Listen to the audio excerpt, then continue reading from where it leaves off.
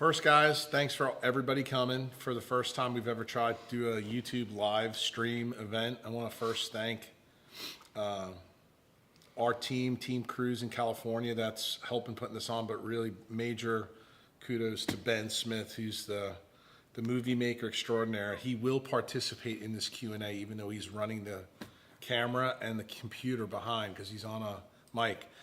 The reason why we're in here, guys, is unfortunately in New Orleans and Mississippi today, we had thunderstorms, massive rain, and Mother Nature kind of put kibosh on us being in the tubs. So Ben came up with the idea that we would come down to his studio, which is where we are now, under UVA and red lights, and the show has to go on. Why? Because it's live. Jeremy was upset that we couldn't get in the tub, but he still showed up. I've also heard how long the Q&As can be with Jack's crew, so I'm kind of thankful I'm not sitting in neck deep of cold water waiting for, to go home. So at least now we don't have to towel off and freeze to death. But next time we're going to have a campfire in here. Yeah. Somewhere. And probably when you see this on the post-production cut, when you get the re-recording, Ben's going to actually put a video of the fire pit that Jeremy made and that Ben filmed the first time. So that way actually you'll be able to see some of this. But the main goal of this Q&A, at least from our standpoint, how we wanted to do this, is about 2-3 years ago. Ben, Ruben, Jeremy, and myself were cruising around the French Quarter, and we all looked at each other and said, look, it's clear from these 4 people that we're gonna do something. We don't know what we're gonna do, but we're gonna do something to change something about our life before all of us die. And we had a really long discussion that whole weekend, and the cool thing about the story was we met this really gnarly girl in the French Quarter who had one of these old-time cameras, and she took a picture that we had to sit for what, 20 minutes, guys? It was extremely painful. A tin-type photo. Yeah, it was, made on a piece of tin, and it was a long exposure, but I have to tell you, even though it was a total nightmare, the picture came out really cool. And when we all looked at it, we're like, we got to do something with this. And that picture, like every time we see it, I even put it up in the Vermont, 2017 video when I started to talk, and I told the audience, we're going to do something. We don't know what we're going to do. We thought Jeremy and Ben's movie Anthem was the first step. Then Jeremy with his artwork and all the things that he did, the fire pit was the second step. And then Unbound. Ruben's project with Ben started taking off. And we thought that was gonna, be another step, and it is. Then the Quantlet, another step. But ultimately, what we all wanted to do, at least I know I've really wanted to do like a London Real thing with Ben, utilizing, what's the name of that camera, Ben? Which one? You can walk around and Oh, the Osmo. Yeah. Yeah. We wanted to do something like that in the French Quarter, where we take patients and biohack them right on the streets while Ben films the story. And we were going to use Jeremy as the first person to do it. And it's kind of morphed into this. We thought this may be a good platform for us to actually talk to people to see what the future may hold. We should have transported you somehow to Starbucks or to some real meeting spot, or even my Christmas tree farm with the campfire and all the whatever. But creating a new memory in a new place and then trying to blend all this together, it's just a new photo. This is the new launch pad for kind of the message and where it's going to go next. Jack's got, I don't know about y'all, but he's always pushing me in the wildest directions. It's not just some deuterium conversation or some catchword of the quantum year. It's Patreon. It's or a Patreon obsession where I'm waking up at night thinking, my God, I've got to get on this project. I've got to finish my book. I've got to finish whatever's on my personal to-do list. He's always hitting home on some tender little spot that I have been neglecting. And I guarantee you, everybody I've ever talked to, there's some part of their personal progress that he's honed in on, and kind of, it'll sting a little whenever he brings it up, whether it's CT that you know you should be doing more, or a keto diet, or whatever it is that you're trying to improve on. I don't know what everybody's going to take away from all this, but just to know that somebody out there is making bold moves and advancing their dreams is kind of what I hope to share with you. Because ever since I started sitting closer and closer to Jack, and my circle of friends got tighter, I started realizing that the opinions around me mattered so much less than I thought they did. And suddenly my dreams, I had a microphone right in front of them, literally, with Ben helping me give voice to my innermost thoughts, and then Jack trying to help me make sense of whatever my body was experiencing, and then, but also just being a mentor. So I can't wait to see what our next little project's going to do for you. Well, not only that, think about Jeremy starting a Patreon site. Ben is going to be doing a lot of his videos, his movie production. You're actually going to get to see Ben's movie, Anthem, on that. And believe it or not, Ben's doing something with me too. Ruben cleared for me to get all my uncut footage for Unbound. So guess what? That's going to be on Patreon. And Ben's going to do a little slice and dice so that you guys will be able to see Ben's talent. You know, because in the movie, Ben, how much was I in it? Maybe like 10, 15 minutes? Yeah, about that much, yeah. So we have, like Ben says, I over, think- over 2 hours of footage, right? No, I think we have about 5 hours footage.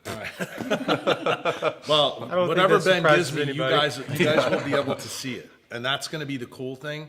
You know, Ruben cleared that just in the last 2 weeks, and Ben's excited. I'm excited because I actually try to get Ben to do Patreon, but I don't think he's into that. So I want to show you guys kind of the talent that he's got, the stuff that got cut, because it was awesome. And the new project that most of you know that I've started, I bought a farm on the North Shore of New Orleans, and that's going to be the what we call the Kill Zone, the Kruse Institute for Longevity in Life, KILL.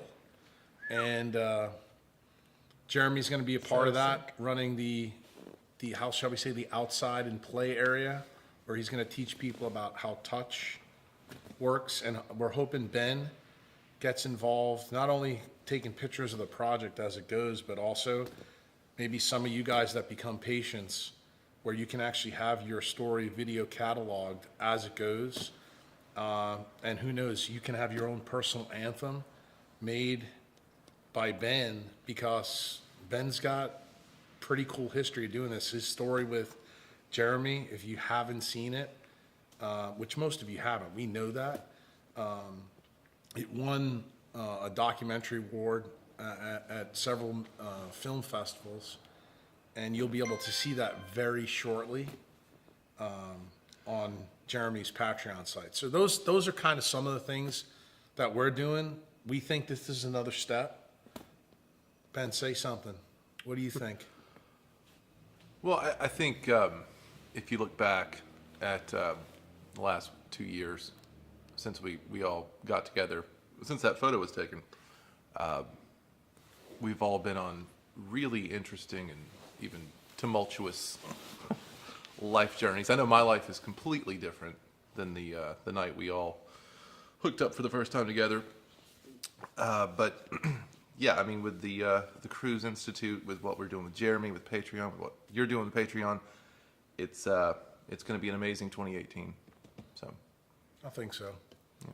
Ruben's the only missing, I guess, amigo, because his professional life has got him pulled right now in a lot of directions. It's not that we're missing him or here tonight. He just is tied up in a big way, and he's been tied up. So, Do you remember the Back to the Future photo where people were like disappearing? That's kind of what Ruben's doing. We need an operation where we go after Ruben to save him. we'll from get Ruben Boston. back. I promise. yeah, Ruben's no coming back. doubt. So I think with that, what we should do is open it up to some of your questions. So we've got a question already from Yvito. Okay. So give me a second on this one, Jack. It's a long question. So hi, Dr. Kruse and crew. Thanks for organizing the event. I had a question regarding tightly coupled haplotypes in regards to CT and deep CT. I'm originally from West Africa, currently living in Montreal, Canada. Should I adjust the CT protocol to my haplotype? Well, that's a loaded question because I'm gonna make some assumptions. If you just moved to Montreal, probably not. When you're tightly coupled, CT isn't the way to run things.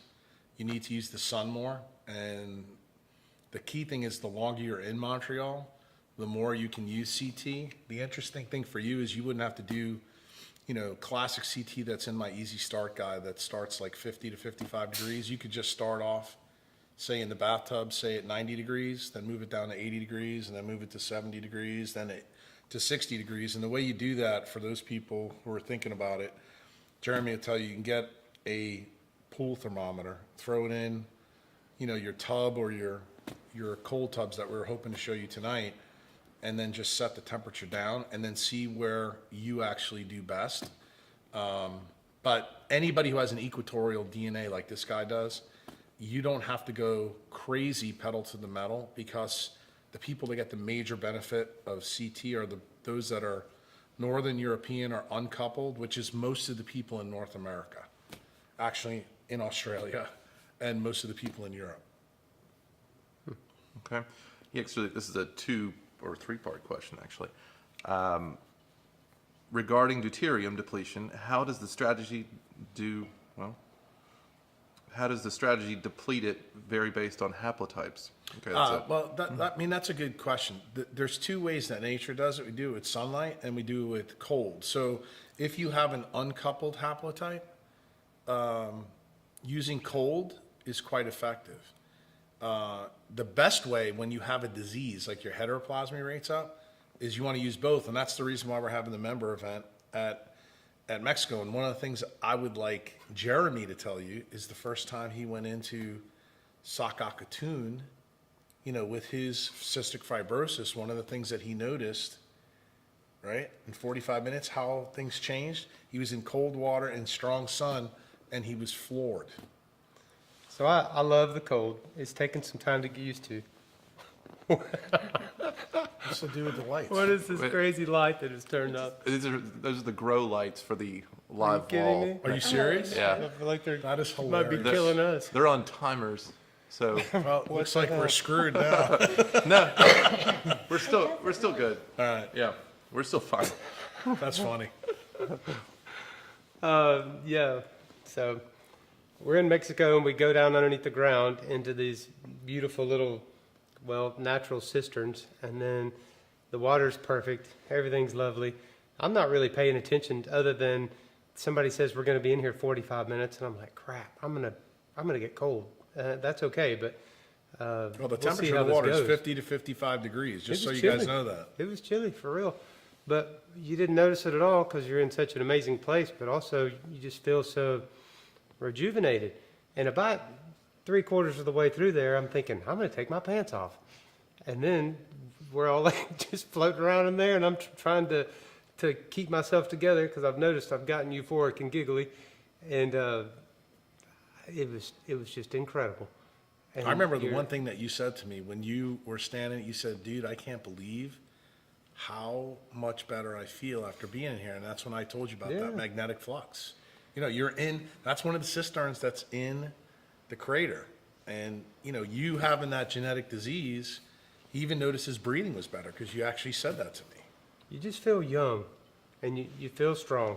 It's not that I walk around with my thumb on my wrist trying to tell if my heart's going up or down, or trying to do breathing treatments all day to see if I'm coughing better. You're living better. You just feel more natural, more at home. And rather than trying to recreate living by the sea, doing a breathing treatment like I do every day of sodium chloride, 7%, ridiculous. Instead, I'm in a place that everything's natural, or if I'm by the ocean, I leave that little treatment thing at home. But that just felt like I was taking a step back in time, like I was a better, younger me, as silly as that sounds. But it's That's not so. what it was. That's exactly what deuterium depletion does when you add it cold and the sunlight. Back then I never mentioned to him what was really going on, but the thing that was really cool is actually seeing his result, because you guys know that most of the time I teach people about mitochondrial diseases. Well, he's one of the few that has a genetic one, and even a genetic one made an impact where he saw it, and he was kind of excited about it because he wanted to tell me, dude, I can't believe how different I feel. And that was one of the main reasons I wanted to bring him to that specific cenote, to see, because I had an inkling it was going to happen. I just didn't know. It's kind of like a little biohack if you really think about it. You bring somebody there and see what the result is and go from there. That place is medicine. I wish we had that, or access to that more often. You should dig one at the farm. The problem is it doesn't have a crater associated with it. Remember, the crater from where we are right now is about probably 300 miles away. The north rim of it is from where we are right now is about 300 miles from here. You probably have a gator in it anyway. Yeah, exactly. All right. Cenote. So, Yvi, I'm sorry if you're listening, but I'm maybe butchering your question. It's quite a long one.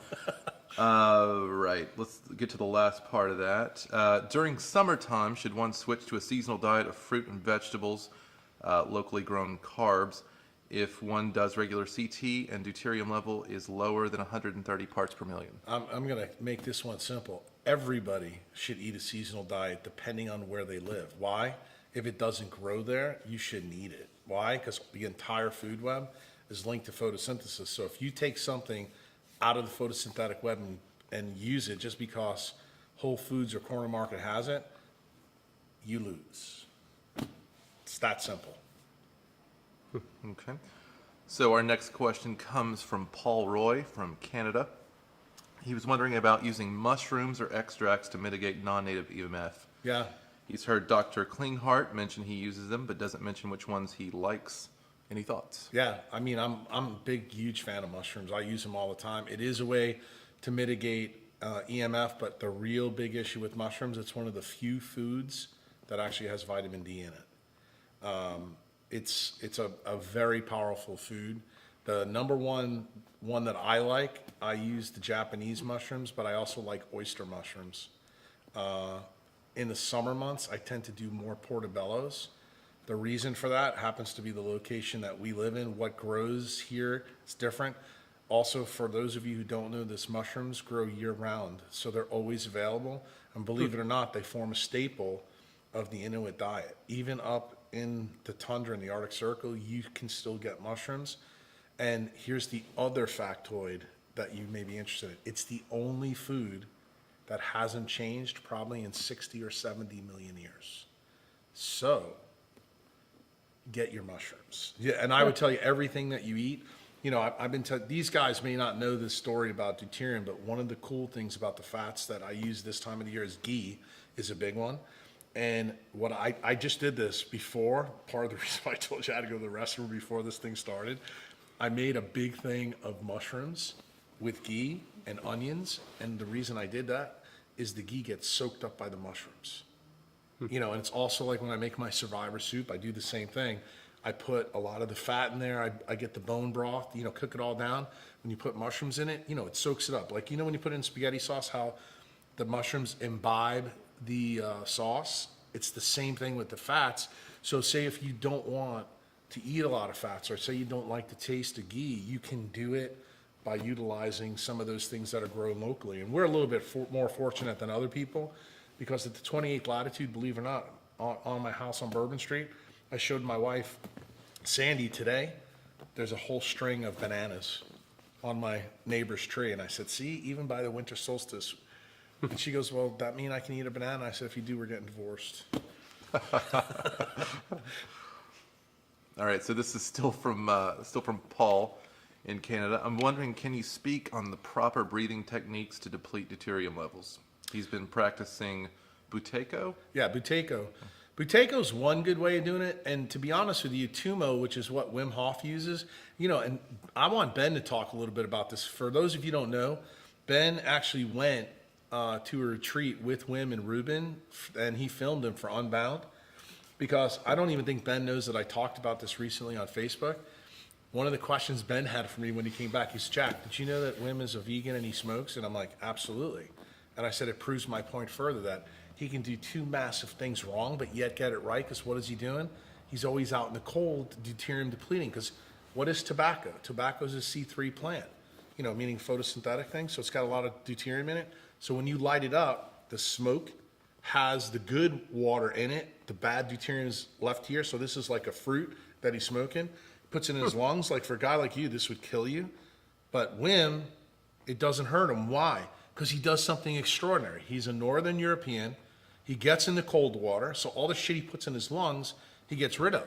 And I made the point to Ben, I don't know if he remembers this, because he's looking at me now when I'm saying this. And I said, that's the reason why Wim can do the things he does, but it means there's more fat on the bone for Wim. If he knew the real science behind it, dude, he could crush it. And I guess the thing that's really good for people listening to this is that that's the reason why we can make mistakes and we can overcome them. You know what I mean? And if you understand the science, like I always famously tell people, you don't have to know all this shit like I do because the lions and hippos don't know it. And they get along fine. But the difference between them and us, we have this thing in our head called the brain. And this breaks all the rules of nature. Lions and hippos don't do that. And therein lies the difference. So, the best news that I can tell people about this deuterium situation is if you use the sun and CT correctly, yeah, you can be vegan. Yeah, you can even eat pineapples at the wrong time of the year, but that means you have to do extraordinary things. And that's part of the reason why Jeremy's been able to do some extraordinary things because of the CF. Him climbing outside on rocks in the sun, that's huge. Him doing CT now, that's huge. What is that doing? It's getting rid of the bad stuff so that he's actually like a microcosm of Wim Hof.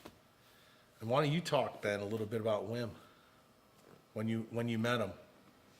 Well, Wim was an amazing guy. I was blown away that the world's foremost breathing guru was a smoker.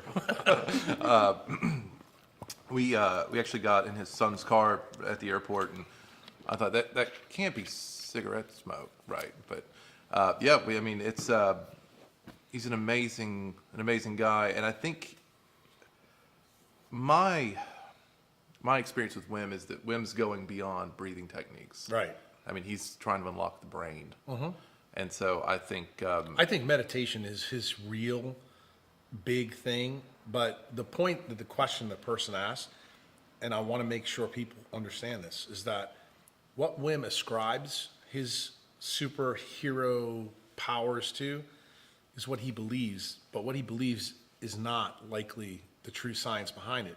But here's the key point, because that's not important. The key point is he does something that he shouldn't do, but yet he can still win. And that's a key point for most of the people listening to this. The mitochondriacs out there that say, oh, I screwed up. I left my blue blocking glasses home like Schaub did today in bed. And I'm out here under grow lights, so they are growing, But the point is you can overcome some of these things as long as you do most of the things correctly. The real big issue is if Wim had lung cancer, then the story would change. And this is where Jeremy's got to play a much more serious game because guess what? He's got a genetic disease that's got a steeper slope, an inclination, from his life to the graveyard. And he knows that, and he wants to stay alive as long as he can. Well, that means he has to be extraordinary, and that's the key. So Wim's technique of the 2-mode breathing works. I'm really okay with anything because when you are a mitochondriac, what it comes down to, oxygen is the terminal electron acceptor in mitochondria. That's how everything works. That's why it's very important to you. But Jeremy can live a life pseudo-hypoxic. But guess what? Pseudo-hypoxic in the grand scale of things for say a guy like Ben or me is devastating longer term. It's really devastating for him. But how does Jeremy mitigate his breathing problem? He's always a strong UV light. He's always lived at this latitude. And what people don't realize is when you get UV light in your body, like the UV light that Ben was so nice to put here in our studio, we have UVA light here. UVA light recycles NADH at cytochrome 1. And believe it or not, what that does, it helps the proton recycling so that you make deuterium depleted water in your mitochondria. and you get rid of all the bad stuff so it can keep you going longer.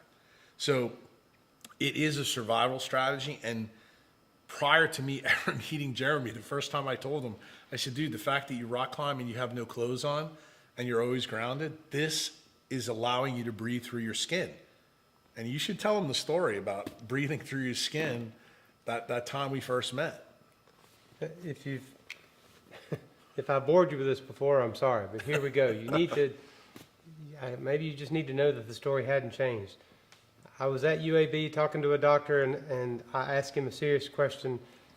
I'm like, you're telling me that my lung function is in the 60s, sometimes it's in the 40s if I'm sick, but how come I'm still able to perform? And there are some times when I can't. I struggle for real, but I just told him it's like I can breathe through my skin.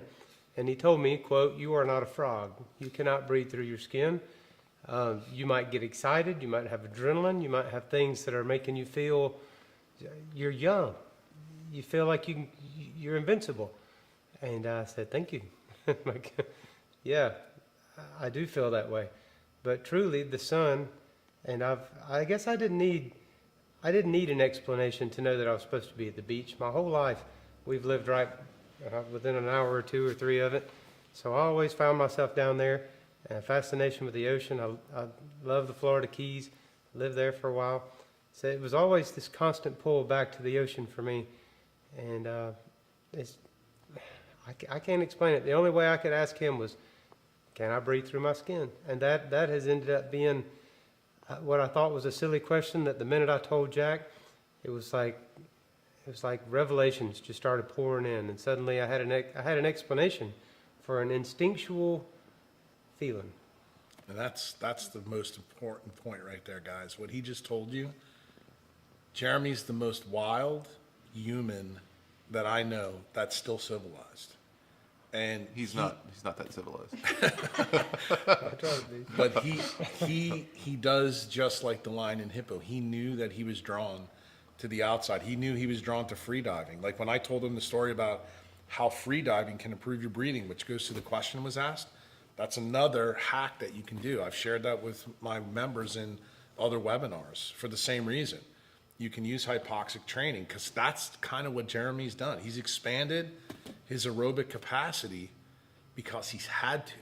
He knows how to expand his mitochondrial density by utilizing the inability to breathe because of his disease. And the crazy thing is, for guys like me and Ben, we need to do more of that. And what people don't realize is just being in this grow light right now at night, or on the computer like Ben is, or behind the camera like Ben is, those are the things that actually are like putting a pseudo-hypoxic mask on us, and we become like Jeremy, and we don't realize that. You know, we don't have the genetic disease he has, but we can acquire it just when we put deuterium in the wrong place. And it turns out blue light, non-native EMF do that, and they decrease our ability to breathe. That's fundamentally, guys, what sleep apnea is. When you have too much deuterium in the wrong part of your brain, you lose your desire to breathe. That's the real problem. And we don't realize this. I mean, everybody listening to this knows somebody who's got sleep apnea. But you know what most people don't realize is how they get it. And the number one way to get it is actually looking at too much blue light through their eyes for too long a period of time, especially at nighttime. So hopefully that answered that question. It's a great question. I'm pretty sure it did. Okay, this is from Trevor. My wife's ghrelin is high, or very high, excuse me. Leptin is normal. What's the benefit of cold for this situation? Well, I mean, the benefit is what I just told you. You're trying to maximize the Ferrari engine in your cell, which is the mitochondrial matrix. For those people who don't know, the mitochondria has two spaces, the outer mitochondrial space and then the inner. And the inner goes by the name the matrix. The matrix is where the main engine of complex organisms run on. That's called the TCA cycle, the Krebs cycle.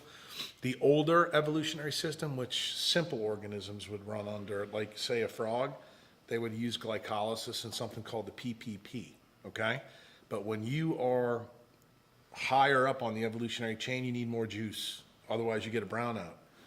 Well, the issue is with someone like her, you always want your Ferrari engine running so you can go 220. Well, if you have too much deuterium in there from being leptin resistant or even having a ghrelin problem in your gut, what are you effectively doing? You're pouring Aunt Jemima into your Ferrari engine. And it makes no sense to do that. And you have to be aware of that. And the way you get aware of it is you'll start to get symptoms. I'm talking before you get a physical diagnosis or disease, you get a symptom. So a symptom would be, I yawn a lot during the day. Right, Ben? Exactly. See, that's why I said it. And what happens is that means that the flywheels in that mitochondria called the ATPase, it's the FO spinning head, they don't spin as fast as they could. Why? Because the viscosity of the water is different when it's deuterium depleted versus, normal. And that's what we're trying to get you guys to understand.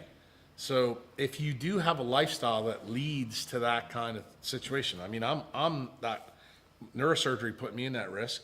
He had his own little risks, and Ben's got his.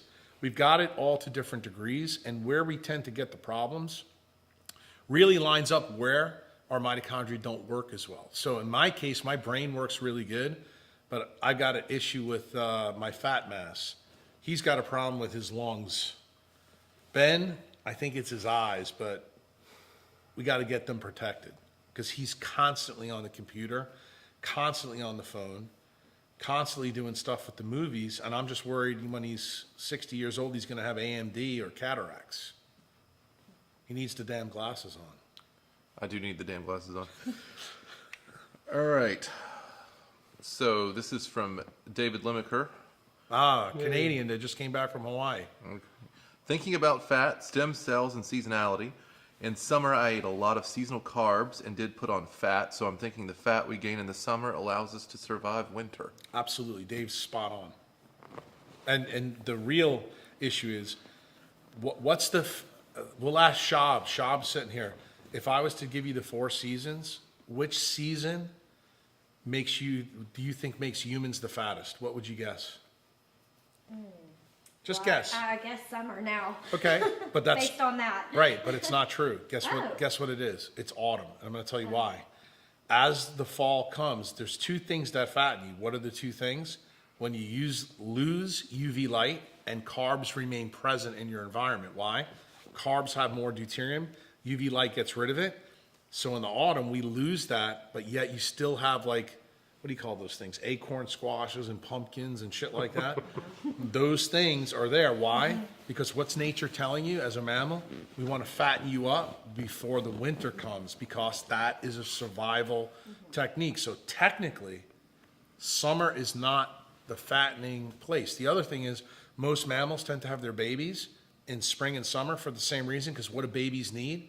They need deuterium to grow. See, the thing is, everybody thinks deuterium is bad, but it's not really bad. For us, we mature 25 to 30 years old when our brain fully myelinates. But the reason we're born immature, like compared to our chimps, let's try to make this story really kind of cool for people to hear. Everybody, whether you believe in God or evolution, is immaterial. Just assume that we're talking about our nearest relatives are chimps, okay?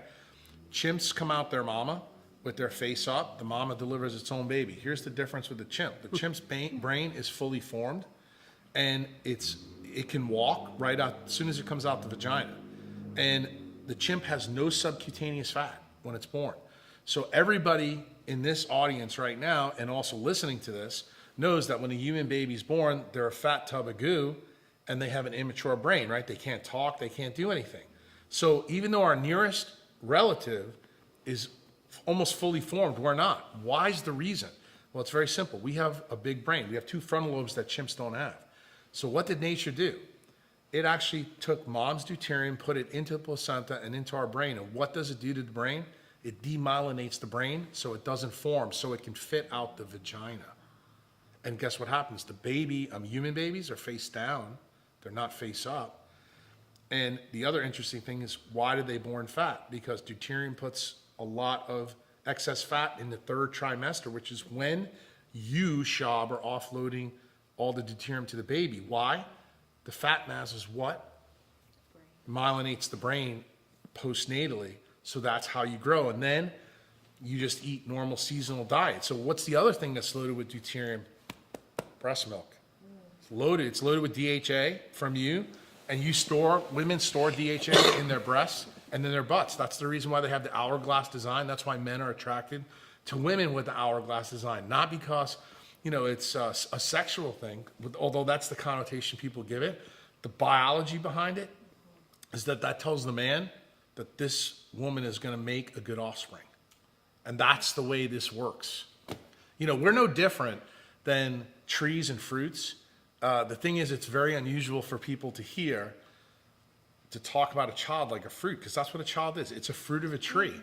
And, to further this, further so people can understand the evolution behind it, why does trees have fruit? Well, it's simple. A tree is stuck in the ground. It can't move anywhere, right? So how can it reproduce and fill all the earth of like Africa? So it came up with the great idea to make a fruit, and the fruit takes all the deuterium and puts it in there. When the birds come eat it, the birds get big and strong and heavy, take the seeds and populate it everywhere else. That's how nature works. Everything is entangled, okay? And we have to realize why this happens. So Dave's question was a good one, because see the tangent it got us in, you started seeing, okay, now I understand why babies are born like this, because if they had huge alien heads, they wouldn't fit out their mama. And the problem is today, that's why so many women are having C-sections. Why? Because the babies are too fat and their heads are too big. And therein lies the big problem. Okay. This is from the CNR project, I think. Does CT or quantum biology, for that matter, have the potential for recovering patients with mold toxicity? Yeah, absolutely. Mold toxicity, in terms of quantum biologic perspective, actually isn't really a toxicity. What it is, it's an allergy to non-native EMF that makes you more sensitive to it. And the problem is most of the people who call themselves mold experts don't realize how the immune system actually works through this process. So anybody who tells me they're mold toxic, and I'll give you, Jeremy and Ben can back me up on this. We live in Louisiana. So after Katrina, after the hurricane, you couldn't go in a house that wasn't black mold, correct guys? True. Well, guess what? Still down there today, there's a part of New Orleans called New Orleans East that's still a shithole. And it's filled with these houses. I can walk through there with no problem. So can most people who live down here. Why? We're at the 28th latitude. So we have pretty good redox. If I took somebody, say from Pittsburgh, who had chronic fatigue, say fibromyalgia, and let's throw one more in there, say rheumatoid arthritis, that person would probably get deathly ill. And one of the biggest problems with mold toxicity that people don't realize, it's the power grid that really does it. It zaps you of your redox power. So the key thing is, with people who are the sickest and most at risk, they need to get out, shoes off in the sun to build their redox back up, and guess what will magically happen? Their mold issues will vanish. Okay. Now we have a question about CT from Sure. Sharon. How often should we do CT? How soon can we see effects? Is there an optimal time of day? Why don't you go ahead and do that? Why don't you do the first one? Give me the Yeah. first one again. First one from Sharon. How often should we do CT? As much as you can tolerate. The reason why, we said this before, CT depletes you of deuterium. It increases your magnetic sense, meaning the ATPA spins faster. So we always want a Ferrari engines going. So the answer is, the more the better. The healthier you are, the less you have to do. The sicker you are, the more you have to do. Okay. And I got something on that. Oh, go Sorry. ahead. Go ahead. It'll soften the blow of as much as you can do. Because I start to think, well, I'm tough. I'm going to get in there and freeze myself to death 6 times a week. And so you go through this cycle of excitement where you think you got to pull 100 pounds ice on top of you to get the benefits of CT. And I was in the middle of that and high on a Wim Hof kick. And then Jack tells me, well, you could just, we're in Mississippi, just get really cold, get in there for a few minutes and then hop out. And get in the sun. Yeah, and allow get in the the sun. and allow the sun to really warm you back up. And in that, because I was having trouble with, I would do CT and then I would try to work or try to climb or try to do anything. And suddenly my tendons and vascular constriction and all these things start to be a real issue. But it doesn't bother me if I'm jumping in and then hopping out, and just enough to get really covered in chill bumps, and then take in all the sun I can, all the UV I can hold, and then just keep going in and out of there, and that feels like a vacation. It doesn't feel like you're doing a therapy. It feels like, man, this is what I want to do every day I'm off. But you gotta remember, some of the people that are watching this, they're going, wait a minute, I live in Pittsburgh. I don't have strong sun right now, so what do I do? So the biohack that he just told you, it'd be very simple. If you had the lights that Ben graciously put in our studio here, that's one way to biohack it. The other way is actually use the ambient light that's from the sun in your environment. It'll only be balanced blue and red, but will that help? The answer is it will. There's other things you can do. So I'll give you another biohack since we're talking this. What's another way to get red light for free? Get a hot tub. You get in a hot tub, people don't realize heat is red light. Now, you'll only get 600 to 1,000 nanometers, but when you get in there, you get a benefit. What's the other benefit you're gonna like? The smoke that comes up, the Leonard effect. Yeah. There you go. See, here's the other cool thing. The smoke that comes up, like for any of the people that live like in Finland or Iceland where the geothermal units are, the reason why those baths are so healthful, they have shitty light all the time, but they're getting the benefit of red light on their body, and then the air above them is deuterium depleted water with negative ions. They're breathing that into their body, so they're helping it in a massive way. So there are ways to hack this, but to really answer this guy's question perfectly, I'd have to know more details about like where they live, what the local environment is. But is there a hack for everybody with CT? The answer is yes. You just have to figure it out.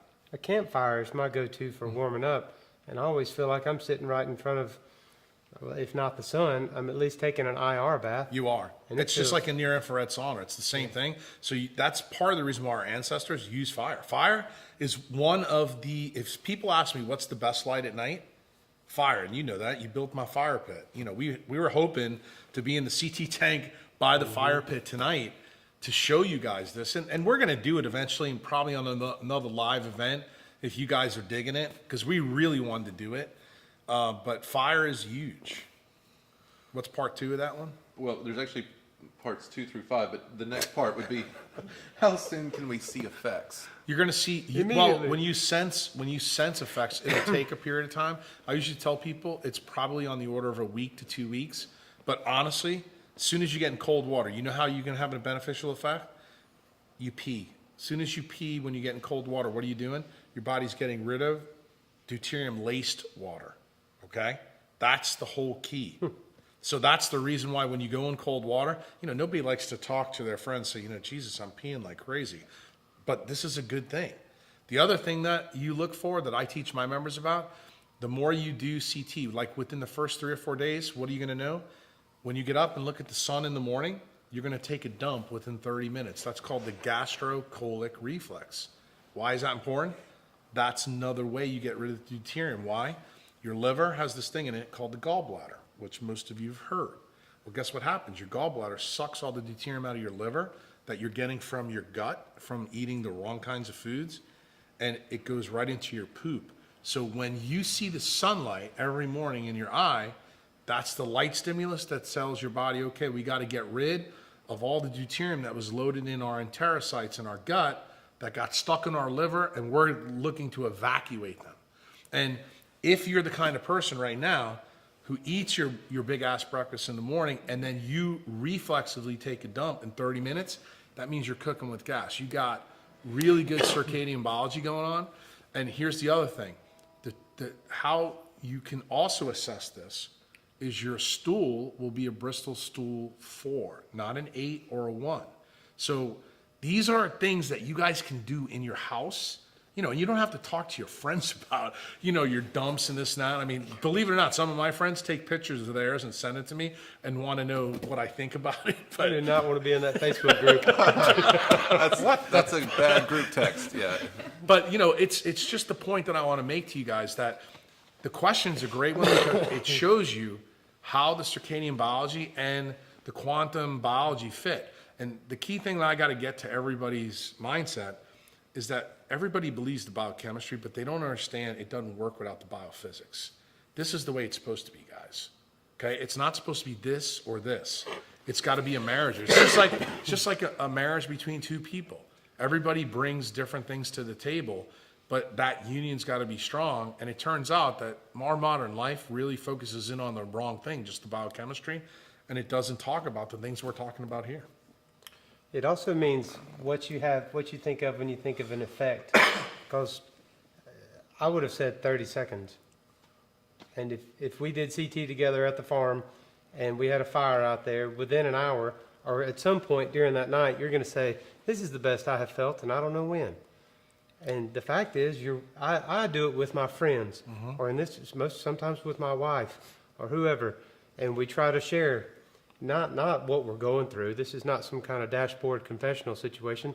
You're getting rid of it. If I'm pulling sunlight in through my skin, I'm pushing whatever is crazy and bad and weird vibes. It's all coming out. I don't have room for anything but singular thoughts like, I got to get out of here. I'm cold. And then after a few minutes, that goes away. And suddenly my brain is completely empty. Now, I doubt your brain has ever been completely empty. No, But it is. And believe mine it or not- sometimes will shut off, and it is a miracle. CT at night, because that was one of the other questions you asked. You want to know how I shut down my brain? If I do CT at night. No, I like doing CT in the daytime too. And the reason I'm thinking about this, I'll share something with you. She probably won't mind. One of my members, Meg Mullen, she became a member about 2 years ago. But one of the cool things about her is we had one of those quality user group things that me and Ruben did. It was a small group. And I had the presidential suite at the Royal. And Meg wanted to learn how to do CT. And this is a girl that it comes from Minneapolis. You know, she's uncoupled. And she said, Jack, I don't think I can handle the cold water. I said, just listen to me. You'll be able to do it. And she got in the pool with us. And we started off during the daytime in the sun. Okay. And we were actually drinking champagne when we did this. And my wife was like, how long are you going to stay in here? I said, we're going to see how long Meg can do it the first time. Dude, we stayed in the pool past midnight. And she was like, I can't believe I'm able to do this. And the coolest part of Meg's story, this was her first foray into this, and she was able to do it. In fact, Ruben's going to be mad if he listens to this. He tapped out before Meg did. So I actually have a question about this because I've done CT with Jeremy. As soon as I get out, and I handle it pretty well, I could probably stay in Forever. forever. Pisses me off. Well, he's got more fat mass than you. That's the reason Yeah. why. He was drinking a beer last time. Yeah. He was like comfortable. Well, the reason why is the beer. He was getting rid of the deuterium while he was in the pool. So, but immediately when I get out, I get punchy. Yeah. Like I feel like I have an overload of testosterone. Like I start shoving him around, and I get violent. Do you know why? That's why I'm bringing it up. This is the cool thing. In a blog that I wrote called the CT6 blog, it's called the cold thermogenesis 6, it's the ancient pathway. When you get cold, when you're really cold, and you lose deuterium, remember that testosterone fits into a receptor. When you deuterium deplete the receptor, you don't need as much testosterone. It becomes super sensitive. That's part of Wim's deal, dude. That's part of the reason why he has some of the powers that he has. Every receptor for hormones in your body becomes sensitized. So that's what you're feeling. The same thing happens with your ability to follow trends. Like Jeremy has said, hey, I feel really sharp. You know what's happening? You're not changing the dopamine level in your frontal lobes, but you're changing the receptors. And when you do that, it has a massive effect. And one of the things that Jeremy said earlier, and this is really important that we bring to this time of the discussion, people don't understand what nonlinear effects really mean. And I'm going to explain it to you very simply. Nonlinear is a small stimulus that leads to seismic amplification. So what Ben just asked me, that's one of the things that CT can do. The flip side is, what does the sunlight do for Jeremy? The exact same thing, because what does it do? It increases his oxygen tension in his venous system. And that's a huge boon because his mitochondria never see that high oxygen level because he can't get it in through his lungs, but he can get it in through his skin. So here's the whole shot for both of you. This is the reason why you need to come to Mexico, and we need to do CT in the open cenote like San Cristobal while we're doing CT, and then see what the effect is. And you know what I think you're going to notice? You're going to be balanced. The reason why? You'll have the light stimulus through your eye while you're getting sensitized, and everything will be yoked. See, what you're doing right now, you're doing one, not the other. And that tells you that your heteroplasmy rate is a little bit higher. That's what it tells like the quantum clinician. And that's how, when you tell me these things, this is why it's really important in people's journals that you tell me this kind of stuff, because that tells me a lot about you. You may not pick up on it, but as soon as you said it, you saw how I jumped on it, because this is a really good teaching point to tell people this is an effect that happens here. And it's very common with people when they first start, they think, oh, well, this must be some kind of toxic effect of, no, it's not. It's actually your physiology operating at that quantum level. You just don't realize it because you've never learned this stuff before. I didn't learn it in medical school, you know? So hormones, is testosterone the only one that has to sit in that cradle like you're talking about? I mean, No, all of are them do. all of your hormones Every getting single more one. sensitive Yes. when you're doing it? Yeah, and all the hormones act differently. Remember, every tissue in your body absorbs hormones differently. Not like every tissue does. Like, for example, your balls or your ovaries, they absorb testosterone and estrogen much more so than, say, your intestines. But your intestines do absorb a little bit, but not as much as those other ones. And the reason why, you're designed to be sensitized to it. And the crazy thing, not to keep harping on this, but you know what all the sex steroid hormones fundamentally do?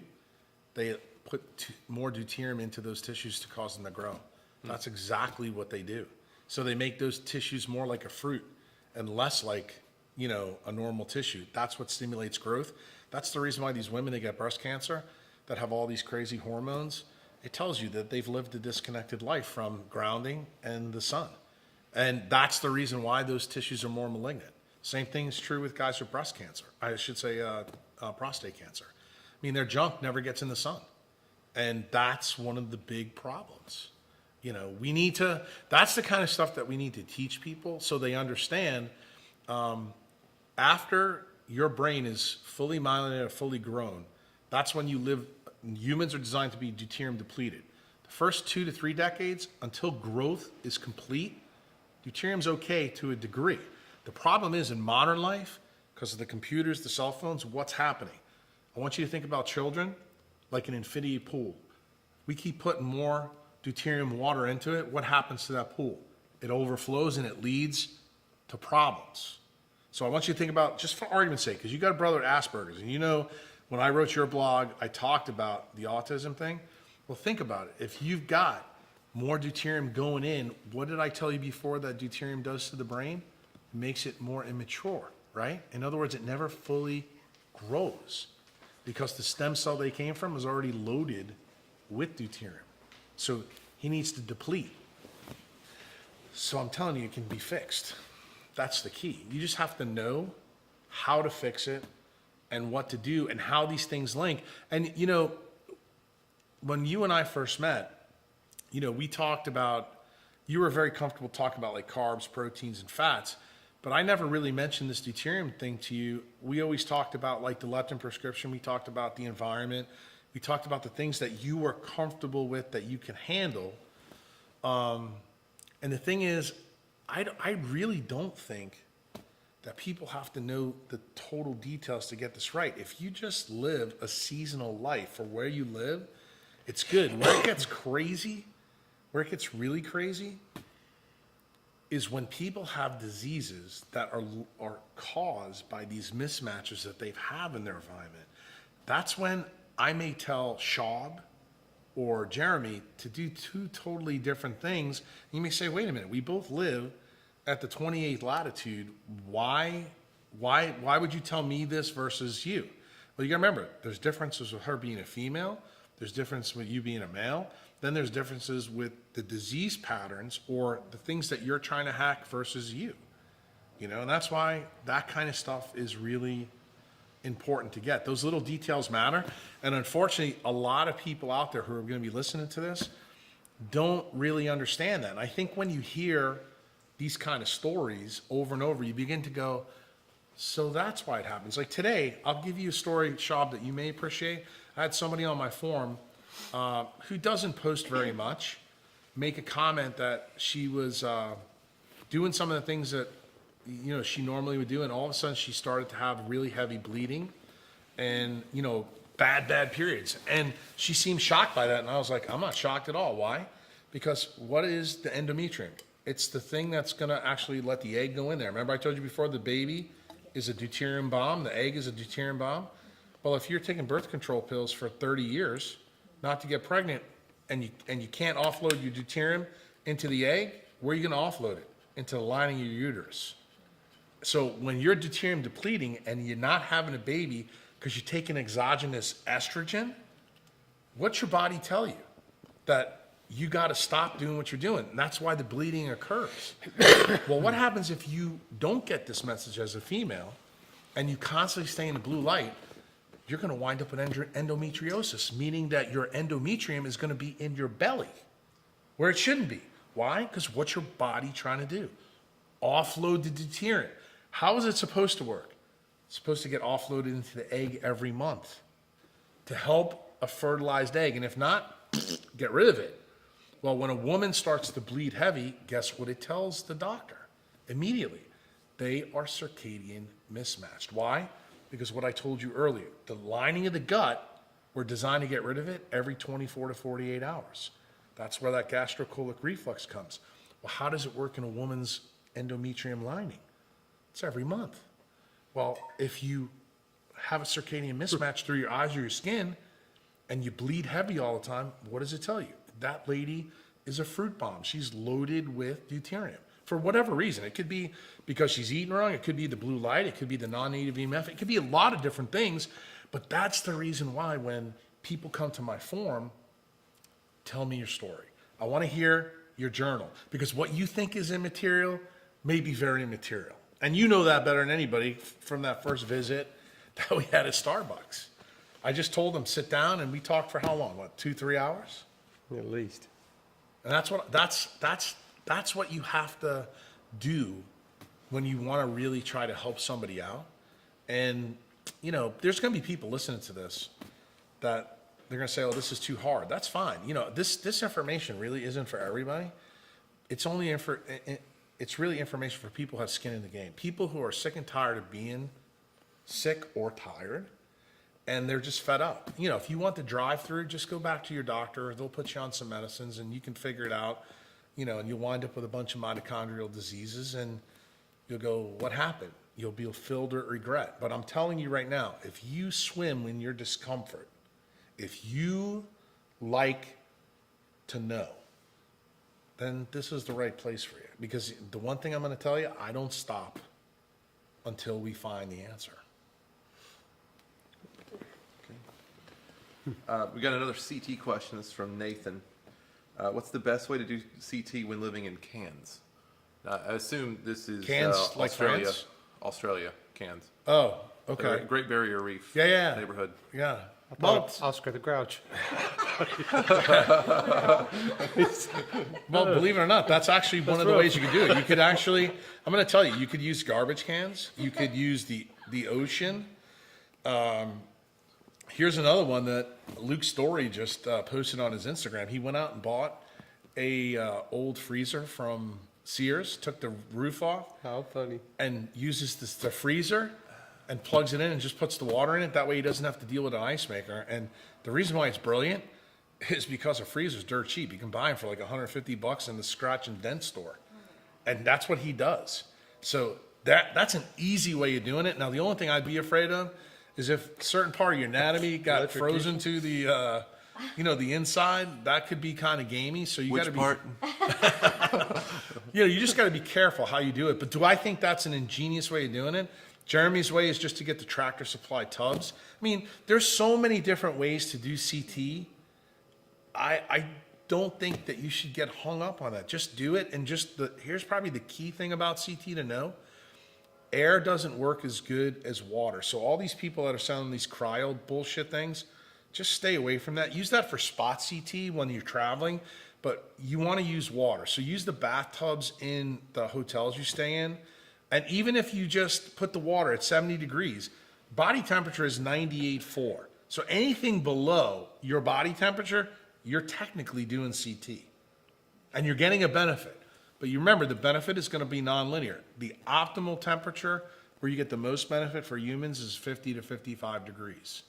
So that's kind of your goal. But I don't want anybody to think you need to jump straight to that right off the bat.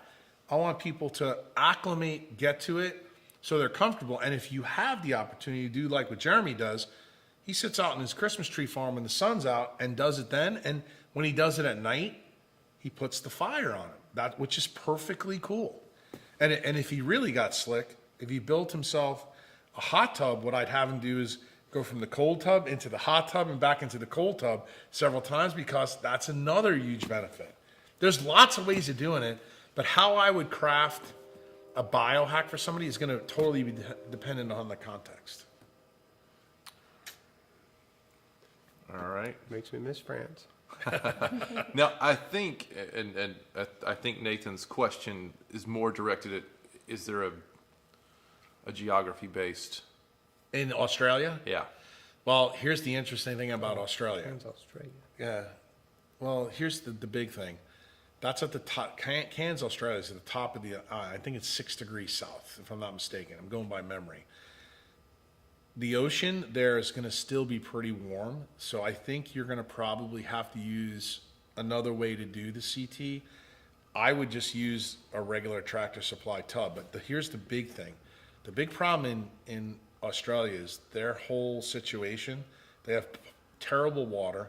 The water there has got a lot of deuterium in it, and most of the people are chronically dehydrated. So CT and sunlight at that location, like what he does, that's what I would tell him to do in a huge way. Why? Then the number one hack with CT for him, right here, dude. You need to import your water. I tell all my members who are from Oz, if you can't, you want to eat more ketogenic. This is one of the unusual things about Australia. Higher up on the island, you're better off eating more fat and protein than less carbs. And the reason why? Because you have a water problem. So if you want to hack your water, you can eat more carbs during that time, but then you need to drink water. That's better, because what people don't realize, the way water works, when you're inside the 20s, which is the Tropic Capricorn and Cancer, the water that falls from the rain there has higher levels of deuterium. It's usually about 140, 145 parts per million. And the key is the water that falls from rain at the poles in the polar region, whereas this water comes from, is around 130 to 135. So on a relative basis, this is better. And this fills one of the backup systems in the cell that you could use when you do CT in that area, because Australia has a very unique problem. And the big problem is that most of the people there are deuterium bombs. That's the reason why they're getting so much melanoma. They also are fatter than people in the United States. They also have more autoimmune conditions. Why? Because Australia is an island, and the way deuterium works on an island, the best water is always in the center of the continent, usually at high mountains. And it turns out their entire population lives on the outside, where it's the worst. Then they have the donut hole, then they have this, then they have that. So the number one hack for people in Oz is import your water. And if not, you need to get your government to start making RO plants, which is reverse osmosis plants, which will create deuterium depleted water through an artificial means, but that's also another choice that you can do. Okay. We got a question from Yavi on, let me get through this one. What is the optimal body fat composition for males and females, and does haplotype affect this optimal body composition percentage? That's simple. Depends where you live. If you're an Eskimo, you're going to have more body fat because you live at a uncoupled level.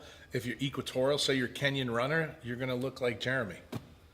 And that's the key. There is no, look, this is the question. I almost want to say this, and I don't want to be an asshole about it, but I want to tell you the truth. The premise of the question is bad. Okay? There is no optimal for anybody. Optimal is an N=1 game. So it takes into account where you are, what kind of engine you got from your mom, and what you're doing now. But the standard answer I can give you, people that live further from the equator, they're going to have more fat. People that are on the equator are going to have less fat. That's the reason why what I just said to Jeremy is important. People in North America have Northern European haplotypes. Most of us do. And it turns out people in Australia do too. So guess what? What did I just tell you? Where's the fat problem? It's in those two places. So that's that issue. So you really need to dissect that a little bit more to really hone down your own answer. I'm going to go ahead and warn everyone. I think we have a train outside, so we get a little extra audio here. Now, in that same vein, and this might be another N=1 response, but Sharon wants to know how might CT affect thyroid disease? CT can only help thyroid disease. In fact, if you read the CT4 and CT6 blog post, I say something rather shocking there, that if you had your thyroid taken out from cancer, CT can still have effect. Why? Because humans tend to make thyroid hormone outside their thyroid. And what did I tell you before, Ben? If we deuterium deplete the receptor, that means even with a little thyroid hormone, you can still win. So there's your answer. That's CT for that person's huge, but guess what? That's when I would tell the person, the flip side, you need to go watch my Vermont 2017 video, because what did I teach you there? How to stimulate the pituitary to make the thyroid hormone utilizing sunlight. So that's a person that really, I would draw them big time to the cenotes in Playa del Carmen, because that's going to be their optimal environment because they've been surgically screwed. Okay. So we got a question from Thaddeus Owen. For those of us with Raynaud's who still CT, is there anything we should know? I mean, the number one thing is, it's a complex question, but this is how I'd give you the answer. The answer is buried between the sentences that I just put in the couple last Patreon blogs. Raynaud's is primarily a problem with cell membrane cytoarchitecture, meaning that DHA controls the lipid cytoarchitecture, meaning the chemicals that are around it. And one of the things that I said in the Patreon series recently is that people who are at risk for cancer have this problem with this pentose phosphate pathway pool, okay? So the pentose phosphate pathway pool, what it does, it makes this chemical called NADPH. And it turns out NADPH is important for a lot of things that I taught people in the EMF4 blog, but for his question, the number one problem with people with Raynaud's is they don't make enough NADPH to fix their cell membrane problem, and that's the reason they get Raynaud's. So what's one of the best ways to improve your CT tolerance? Because guess what? Guess how deuterium depleted water recapitulates or makes good NADPH? It enters it via the oxidative branch of the pentose phosphate pathway. So I'm giving you, that's the actual prescription of how to do it. And if you have Raynaud's, what do you need to do? You need to eat fatty fish and lots of animal fats and proteins. And you probably need to do that for several years in a row to deplete your cell membranes of deuterium, and that disease can go away. And that's the real ticket. It's not just a DHA story. It really is a deuterium story. But even if you fix the deuterium problem, you've got to fix it. And utilizing, good glacial meltwater, especially if you live up north. Like if you live in Calgary, it's easy to do. The problem is you're probably going to have to travel to the sun, at certain times of the year. Like if you want to get rid of it faster. There's two wicks of that candle. And if you've got that disease, you really need to do it both ways to get rid of it. Most people don't do that. I'm going to backtrack. Go ahead. I'm haunted. I don't know who it was with the body fat percentage question? Yeah. I wish you were Yes. sitting right here so we could hang out for a minute. That is the most frustrating game to play, trying to manipulate some silly percentage to tell you if you're happy with your body or not. Because somebody could lie to you with a pair of calipers and say, Jack, you're fit as a fiddle, son. You're ready to run a marathon. And he would know in his heart, the hell I am. Like, I haven't trained. I'm not ready. Now this thing could take on, whatever challenge you give him. But where's your energy being focused? That's true. So I don't know what your goal is to be ideal, but I can tell you if you start right where you are and accept that and then make little movements or little biohacks or whatever it is you have to do to achieve your goal little by little. I spent my whole life unable to digest fat, so I was on the other end of the spectrum, people trying to fatten me up so that I could experience things like puberty, because at the time nobody had. Jeremy is the best human I can tell you who's like a chimp. He's got no sub-Q fat.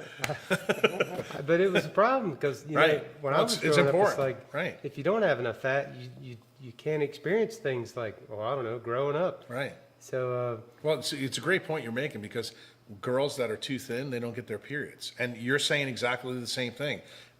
That's why I'm glad you're saying this and I'm not, because I actually, when I heard the question, I wanted to go nuclear on it. I said, no, I'm not going to do that. I'm going to really try to make this a teaching point. I'm kind of glad you're doing it for me. I think that's a metric that is not serving anyone. And you know, when you put on your bikini and go onto the beach, no one needs to tell you your body fat percentage, what is ideal. You know if you feel good or not. And I come from a culture, before I realized what a gym rat I had become, I thought, well, I'm a Southern man. I should be able to grow muscles on my face if I so desire. I'm going to pump everything heavy and move it around. And then I found climbing. And suddenly I would have said, if someone had said, what is your optimal strength range? I would have thought, a man my size should be able to bench 245, no problem. But then I tried to climb, and suddenly I was weaker than that man over there who weighed 135 pounds. And his strength level made me rethink how I looked at my body. And I think the same thing should happen when people start to use a one-size-fits-all guide to tell you what kind of fat ratio you have on your skeleton. Well, you mean the flip side of this argument that I use, it would be equivalent to me saying to somebody, well, how come you haven't figured out quantum physics? Are you that stupid? It's the exact same opposite thing that people do, and they don't even think about it. But I think the reason why people ask this question, truthfully, is because that's actually how society has built us to think. It's the vanity issue. We see it in Vogue magazine all the time. Like you see it in the Musclehead magazines, things like that. It's just, that's the message that I think people get, and I think they get focused. If you want that, you can do it, but this is what I would say, and I think this is what Jeremy just said to you. You're going to pay a price for that. If you want to be a chimp, you're going to pay a price for it. That's the reason why those guys that are using testosterone, the guys that are, thinning themselves out, what do they usually die of? They die of brain and heart disease. Why? Because when you put too much deuterium in your body, what's the two places that get screwed the most? The two cell types that can't tolerate it, your brain and your heart. That's the reason why, because they're tightly coupled. They're designed to be tightly coupled. You're designed, there's a reason why our hormones drop as we get older. I want you to think about that. Nature built us that way. If we were designed to have a testosterone of 1240 at 80 years old, we would have it, and we don't. And the reason why is because when you put too much deuterium in, as your heteroplasmic rate goes up, that is a prescription for disaster. And you need to know that. Can you do it still? You can. I know guys that are 80 years old on testosterone. But the key is, it's the dose makes the toxin in those cases. And the key is those guys have to have low inflammation levels if you do it. Because if they don't, that's when you can get into trouble. I only bring it up because I don't want you tied to a way of thinking that's not going to serve you. This is a much greater adventure than body mass index and body fat percentage garbage. There's no happy ending at the end of that rainbow. It's a constant battle to stay in this realm.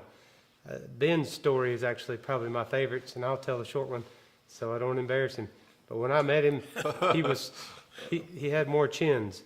He was a large man, and his lifestyle was much less, he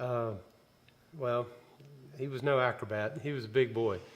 Anyway, he started hanging out with us and seeing some stuff and climbing, and we still call him the Big Gun, because the only harness they made that would hold his big self was called the Black Diamond Big Gun. Still have that harness. Jesus.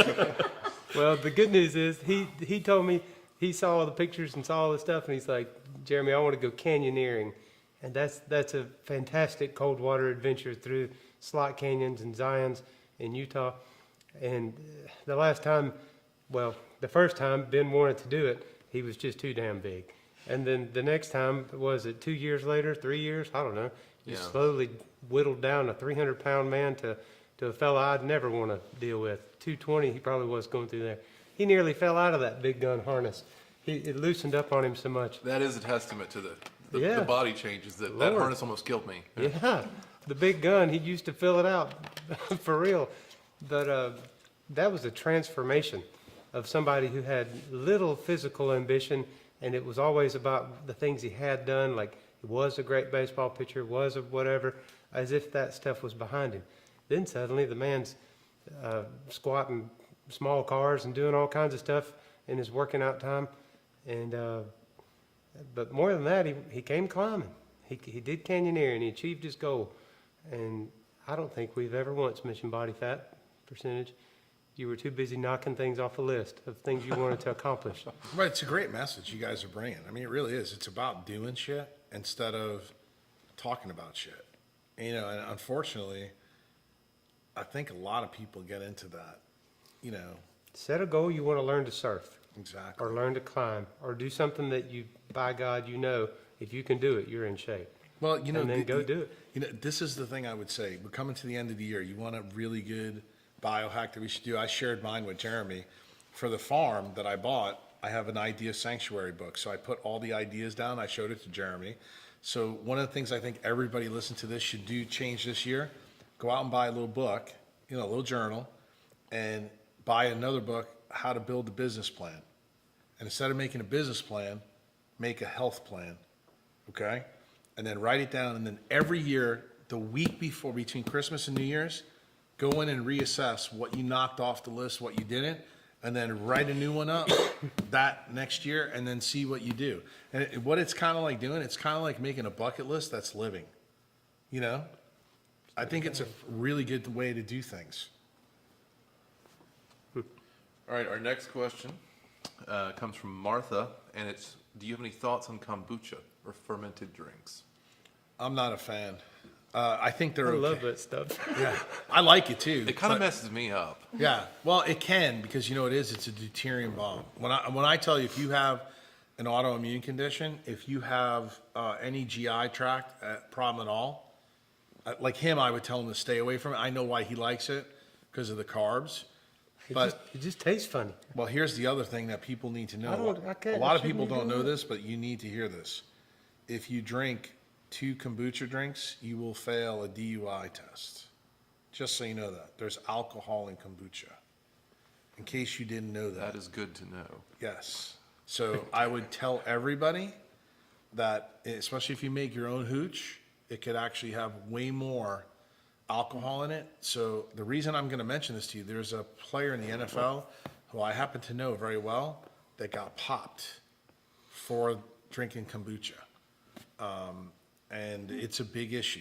So if you're going to drink alcohol, I'm going to tell you to drink Purple Angel or deuterium depleted wine versus bucha. But I'm okay with kombucha, strong light cycles. Like for him, I'm fine with it in spring and summer, but I would not be cool with it right now. Like we are, just so you guys know, we're in the northern hemisphere. We are 6 days away from the winter solstice, the shortest day of the year. Like today, the sun set at 4:57 here. Just so you know that, in case you're feeling kind of blue. And it was 64 degrees. Well, it was 75 in New Orleans, God, it sucked. but it was rain. We got torrential rain today. It's completely screwed our plans up for this. I thought the kombucha would be good for my gut bacteria. No. Okay. That's one of the things that people think, but it's not true. The interesting thing what Booch does do, when your heteroplasmy rate is low, meaning you're pretty healthy, the real cool thing is you can use it to recycle your enterocytes. But you know what it means? It means that you have to have good light through the eyes. Like, for example, I'm looking at him right now saying this. If you don't have these on this time under these grow lights, Butcher will kill you. Why? Because you're never going to get rid of those enterocytes every 24 to 48 hours. So I'd be worried about you. But like, say if you're somebody who gets up and looks at the sun every day and you know, everything's going good for you, I'd be cool with it then there. But see, people don't realize this whole effect with the enterocytes, how they're designed to work. You know, most of our cells, like our brain cells, we replace them, but we replace them over decades. Our gut cells are the one cells that we replace like this. So if you have a circadian mismatch and you can't replace those cells and you're drinking kombucha, you know what you're doing? Your liver becomes a visceral fat bomb filled with deuterium. And believe it or not, when I do MRIs on people, like when I do their L-spines now, and they tell me they drink a lot of kombucha and they think they're these paleo healthy people, I show them their freaking MRI and their T1 cuts, and I said, tell me about this. I said, this looks like you're an alcoholic. And they're like, what? And then I tell them about Bucha. It's got a little bit of alcohol. It's got actually about the same amount of alcohol in it as a red Zinfandel from California. So if you drink Booch, you got to be careful with it. So it's a great question. Because, I mean, I'm looking at Ben's face, and Ben didn't know that, so. Well, no, I'm just remembering back to Vermont when we were there. They were giving it away. And I didn't drink any of it. It jacked me up. Yeah. I mean, I don't know if it was a You're combination. probably loaded, dude. I probably was. I don't know if I was nervous about Unbound or freaked out by your talk or what. I wanted to jump through the window. Now you know the reason why. But I didn't drink any of the Bucha there. Yeah. For that reason. Nobody asked me, but I think after next year's talk in Vermont, they probably will, because I'm going to be talking about this issue. I was hitting it hard. You were unbound. I was about to be. All right, this is from Danny.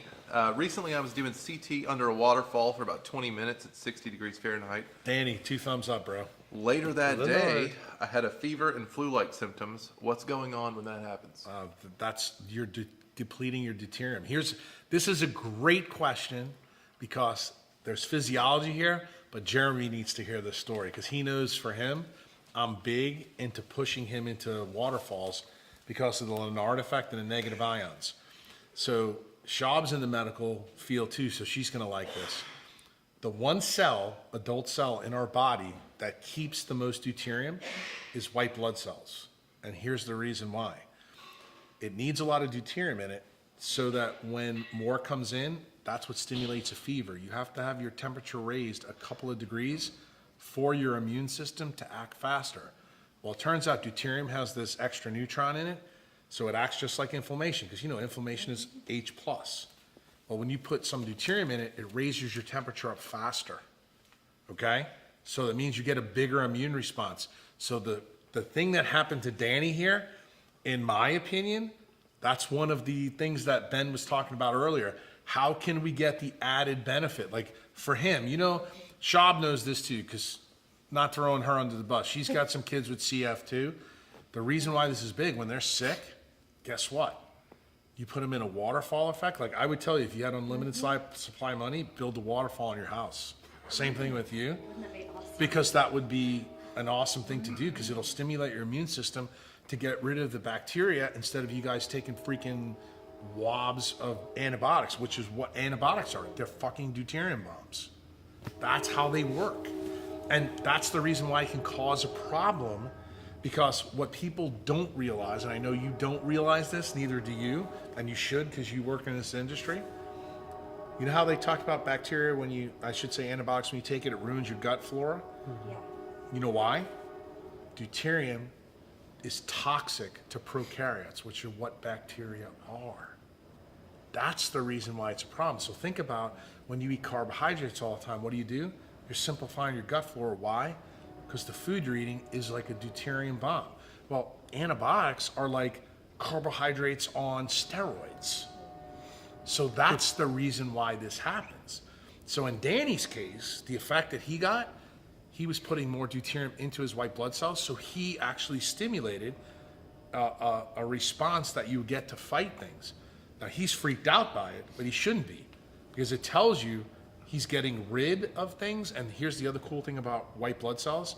They're also a little bit like our gut cells. We turn them over pretty damn fast, much faster than red cells. So that's another way for you to get healthy. Why? Because I'm sure somebody's going to ask me this next. Hey man, is sitting in a waterfall a way that we could get rid of excess deuterium? Like say if you had endometriosis, that would be a wonderful hack to do. Pretty cool, huh? I tend to not do CT if I'm worn out, like, because fatigue will kind of snowball on me to the point where I won't get sick, but I will feel like crap. I think for you, UV light would be a better option. The reason for that, because you have no sub-Q fat. You're a different candidate than these guys. See, with Ben, when he got sick, I would put him in the water. When I get sick, I want to go in the water. Schaub, probably not so much, because you two are kind of the same, but you really need the strong UV light, because you need the oxygen tension to stimulate your mitochondria. That's the difference. I find if I wait till I'm feeling bad to do CT, then that's where I'm screwing up. I've got to do it while I feel good, I agree. and then it makes everything so much better. That my intuition's sharper, and I'm able to see things kind of before they come in with my body or with my relationships, rather than We need to being bring- caught unaware. We need to bring this other aspect up, and I know this is probably, Danny's going, how did you go from my question to what I'm going to say now? But it's tied to the three people in the room, because I know that they need to hear this. What's another way for us to get rid of deuterium besides sitting underneath a waterfall? Sex. And guess what? What does it do? The more times you have orgasms, it lowers your sex steroid hormones. The lower your sex steroid hormones are, the less deuterium you put into the tissues that can hurt you. So that's the reason why, especially when you're in a new relationship and you get that burst of energy, what you're doing, you're deuterium depleting all the time. And the key thing is, when, say, your relationship is not as good, okay? Look, Shab and Ben just high-fived behind the camera, just so you know that. So, I think we're all happy to hear that. well, the reason I bring it up is because, guess It's a what? great therapy. It's important. You know, Jeremy just got married. For those of you who don't know, I officiated the wedding and Ben filmed it.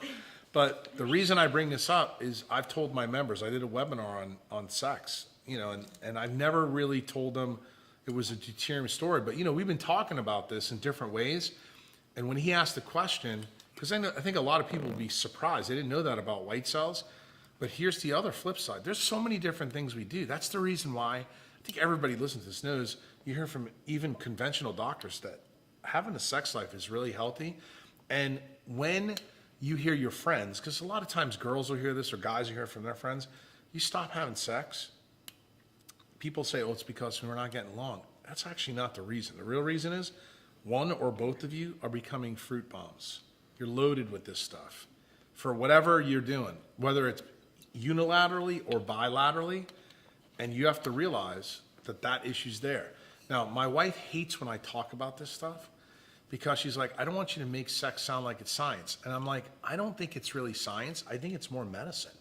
So the key thing is, and in my sex webinar, I'm going to share this with the non-members because I know my members know this.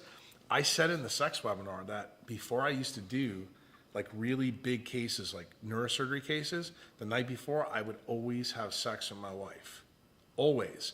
And she always wanted to know why, and I never told her why. The reason why, she was getting rid of my deuterium for me. And it actually made me feel better so that I could do a better job for the patients the next day. And I told my wife, so she would get off my case because she wanted to know more. I said, you're actually helping me be a better surgeon. And, you know, that made her feel good, but she had no idea why. I knew why. And it's important for us to say it here because it really does tie to Danny's story, because Danny right now asked the question, he may have a negative connotation about going in the cold water and Lennard effect. No, Danny, do it. It's really good. And the flip side is, if you're in a relationship now and you're just having sex once a week or twice a month, that's a sign that something else is cooking and you need to get to the core issue, okay? Don't think that, you know, your wife's a bitch or your husband's an asshole or, you know, you want to go bang your best friend. You know, don't do that. Think about this a little bit differently and maybe do things to help deplete the inflammation in your body. Then you may start to make better decisions because your dopamine receptors actually get more sensitized. Got it? All right. Awesome. That's a good little biohack, I think. Come up with a multiple orgasm biohack, please. I have to put that one on Patreon. For me, yeah. Just name them out. I'm in. All right, this is from John Dimitri. Can you explain more? This is a little bit different kind of question here. Can you explain more about virtual hospitals and how it can help propel this? How do I find out about training for healthcare professionals? Yeah, well, that's something that we plan on doing at the farm. We're actually going to have a patient module, but then we're going to have a teaching module.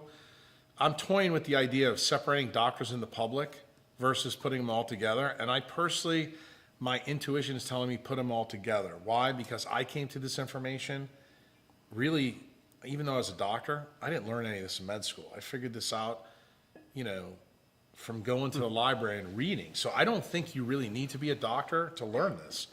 But the question about virtual hospitals, this is the real main take home, because I could talk about this for hours on end because I'm passionate about this, and that's really what the farm's about.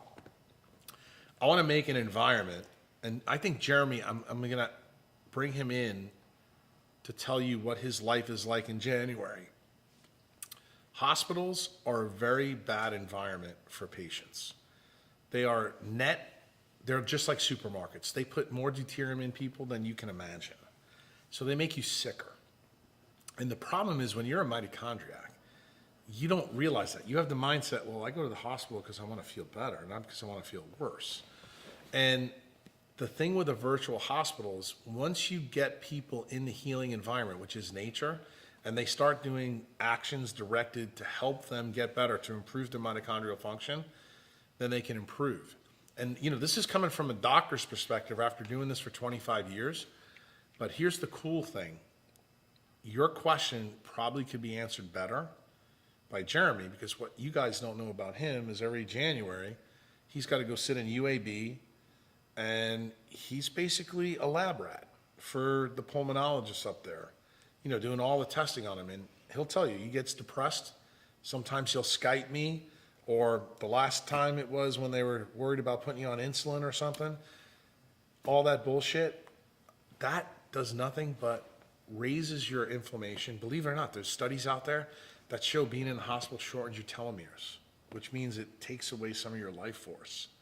So the virtual hospital idea is I want to change the location and how we help patients, because I think one of the big problems that the paradigm doesn't realize, the way we deliver healthcare right now is actually a problem, like a really big problem. And right now, it's very uncommon for a doctor to say, like, to a guy like Jeremy, well, you can't go to UAB for those 2 weeks. You'd be better off doing your breathing treatment in, what's the name of that place you climbed in Venezuela? The Tepui. The Tepui. He'd be better up on the Tepui, having a physical therapist pound on his chest up there in the sun, grounded. And the irony is, that's true. It's absolutely true. So I want him to talk about what January is like, because guess what? He's a couple of weeks away from January right now. And I'm not trying to kick you in the balls here by saying it, but I have a little CF blog that I stopped paying attention to because I got some bizarre feedback from people saying things like, those doctors are telling you all they know. This is what they've been trained in. It's not their fault. They don't understand, blah, blah, blah. And I don't know. I'm tired of going in and being treated the same way for the last 25 years. There hasn't been a drug that has come out in 20 years that has done anything different for me. That's the truth. It's been tobramycin. I mean, that's been around for a long time. been around when I was in medical school. Pulmozyme's been around a long time. Vancomycin's been around a long time. Albuterol. But when the tables turned is when the physical therapy people stopped using actual touch to work on me. Instead, they just gave me this machine, a vest that I wear at home, and it was like, here, just wear that, you'll be fine. And they give me this throwaway cummerbund thing that I have to put on. And after 2 weeks of sitting in a hospital underneath the blue lights and getting woke up every 4 hours to do a treatment, I feel like I'm spending months just getting better after the hospital. And they always tell you, we go by the numbers, my FEV1. I'll try to get up a point a day. That's my goal. I might go in at 42, and my goal will be to leave at 54 or 56 or whatever, or used to be 78. It's just so people know, FEV1 is forced expiratory volume. That's the amount of CO2 he gets rid of in his lungs. That's the ridiculous number I'm tied to. Much like I made fun of somebody for being stuck on that body fat percentage, I'm tied to that bullshit. And it hurts my feelings. I wrestle with it like a devil I can't break free from, because that is the one that's ingrained in me. I've walked into hospitals thinking, I feel pretty good today. And then I've walked out of the same clinic thinking, Lord, I'm dying. Like that fella just told me, and that little toy just said that I'm an older man than apparently I am. I must have aged between the waiting room and that test, because something happened. The metric for measuring vitality is not accurate. Now sometimes they're spot on. Yeah, I'm having troubles. It's got to the point now where I don't go to the hospital if I don't feel good. How retarded is that? I'm scared to go if I don't feel good. If I know I'm sick, I cancel my appointment, because I don't need them to tell me I'm sick. They just want to give me more stuff, and I figure I'll just limp through it on my own. But see, that's what makes the point about the virtual hospitals. it's That's why I ugly. wanted him to speak on this, because this, he knows this because he lives it. And, you know, some of you guys listen to this may not know why Jeremy has to be on all these medicines. That's not material for this discussion. You can look up CF and you'll find out why. But the big issue is the way we're doing things right now, we're making a lot of assumptions that we're doing people right. And I'm going to tell you a couple of things you'll be shocked at. When, in my neck of the woods, the quicker someone gets out of the hospital from spine surgery, the better they do. Want to hear the big one? The longer you spend in the ICU in the hospital, the higher your death rate is. Yeah, I'm talking about when you get out. Say you recover. You know, Ben had his kids in the hospital, in the ICU. And one of the things I said to him back then, you need to get them out of the freaking ICU as soon as possible. Well, here's the problem. Ben will tell you, a lot of times they're your kids, but you can't get them out of the ICU because the doctors won't let them, because they think they know more than you. And God forbid if you want to open up the window and let some of the sun in the ICU. That's like you just told the Pope, you know, he needs to wear a yarmulke or something. You know, it's crazy. But this is the things that we have to change. And I think that patients need to help us change this too. You have to start to ask for better care. And, you know, you have to be your own advocate. How many times have you heard me say, Jeremy, to everybody, and all the member events you've been on, if you're not good enough for yourself, who the hell are you good for? And that's the key. And the key is people are loath. They don't like when I say that, because they say, that is so selfish. I'm like, you're right. It's your life. Nobody cares for your life more than you do. And that's the truth. And, you know, sometimes the truth kicks you in the balls. And sometimes that's what people need. And the thing is, when you're really healthy, you think when I say that to you, I'm an asshole. But guess what? When you're really sick and you're dying, that's sometimes exactly what you need to hear. You know, do you want to remain on the deck of the Titanic listening to the music? Or do you want to jump in that cold water and get in one of those damn boats? That's really the choice that you have to make. So for me, the virtual private hospitals and kind of what I have in the back of my mind about the farm, that's the kind of environment that we want to build. Hopefully Ben will film that. Jeremy's going to be part of the outdoor experience. And then you're going to see the way I do things. The way that I do things is going to be radically different, even than probably some of my members expect, because I don't talk about the actual clinical medicine tied to quantum biology, because most of that stuff is what I do in my own hacks. I do not discuss that publicly.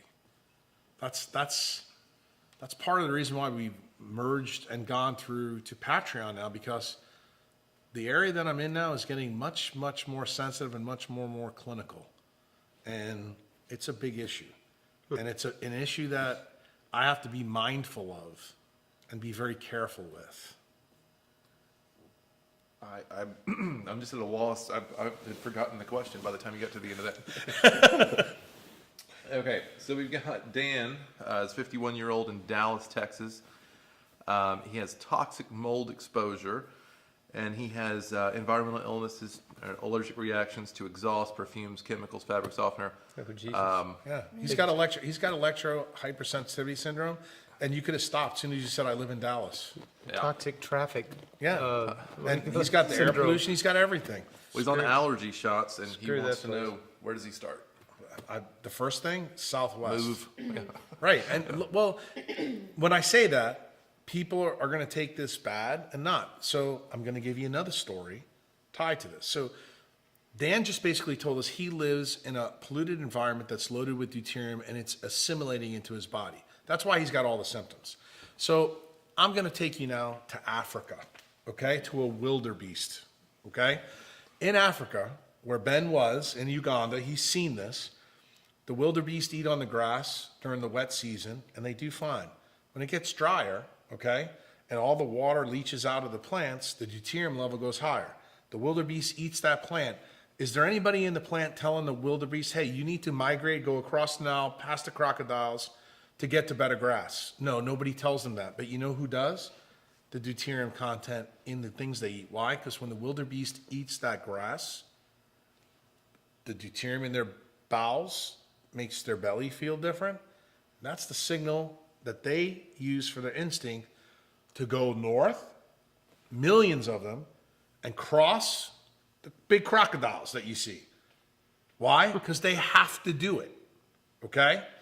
So what does Dan not do? What makes him different than the wildebeest?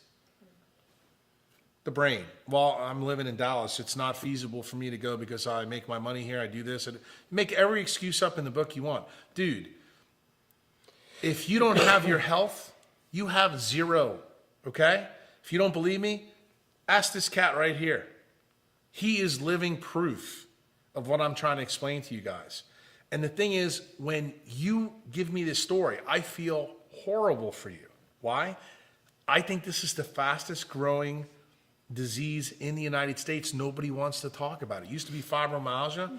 Now it's this. It's electromechanical hypersensitivity or electro hypersensitivity. Like, I used to have a couple of patients in Nashville. Like, she would tell me, if I'm coming to see you, don't wear any cologne that day. That's how bad she was. You know, she used to work for the IRS inside the power grid in one of these huge buildings with all this shit. And I told her, I said, you got to stop doing what you're doing. Well, I can't. You know, I make my money. I got, you know, retirement. You know, I'm like, what is all that shit going to matter if you're going to die? You know? And the sad part is, she died a year later. She never changed a damn thing. And I try to tell her that the environment is what gets you sick. You can. This is the mitochondriac credo, number one. And I'm glad he brought this because now I'm starting to get the passion. You will never get well in the environment that got you sick. And remember the wildebeest story. The reason why they leave is because they know there is no good food behind. That food that's left there, that environment at that time makes them sick. And it makes them more sensitive to prey animals like the lions and the tigers and all that. Okay? And believe it or not, they'll sacrifice some because millions of them get across the river to the other side where the grass is good, where they get stronger. Well, you need to realize the same thing. Living in a city like Dallas, which I hate to tell you, is one of the 7 cities that I know of right now that already has 5G live. Okay? It's going. You got to get out, dude. It's as simple as that. Well, and I'll say to that point, too, as one that was not initiated before, going to a place like Uganda that's on the equator, I mean, literally on the equator, the effect that I felt is instant. I mean, within 24 hours of being in that place, as bad as the pollution is there, and they've got real problems, they've got cell phone towers, but changing that location, the effect is instant. Well, you tell, because Dan doesn't know this story. I don't think Dan's probably a member. Tell Dan the story about the kids that you saw. Do it pretty quick, because it's an awesome story. Yeah. So when we got to Uganda, we were looking after and working with orphans at an orphanage. And it was actually 2 people. It was an adult female, probably 30 years old, and a boy who's probably, I don't know how old he is, probably 6 or 7 years old. After about a week or so, I found out that they both had typhoid. No, one had typhoid, one had malaria, but you wouldn't know it.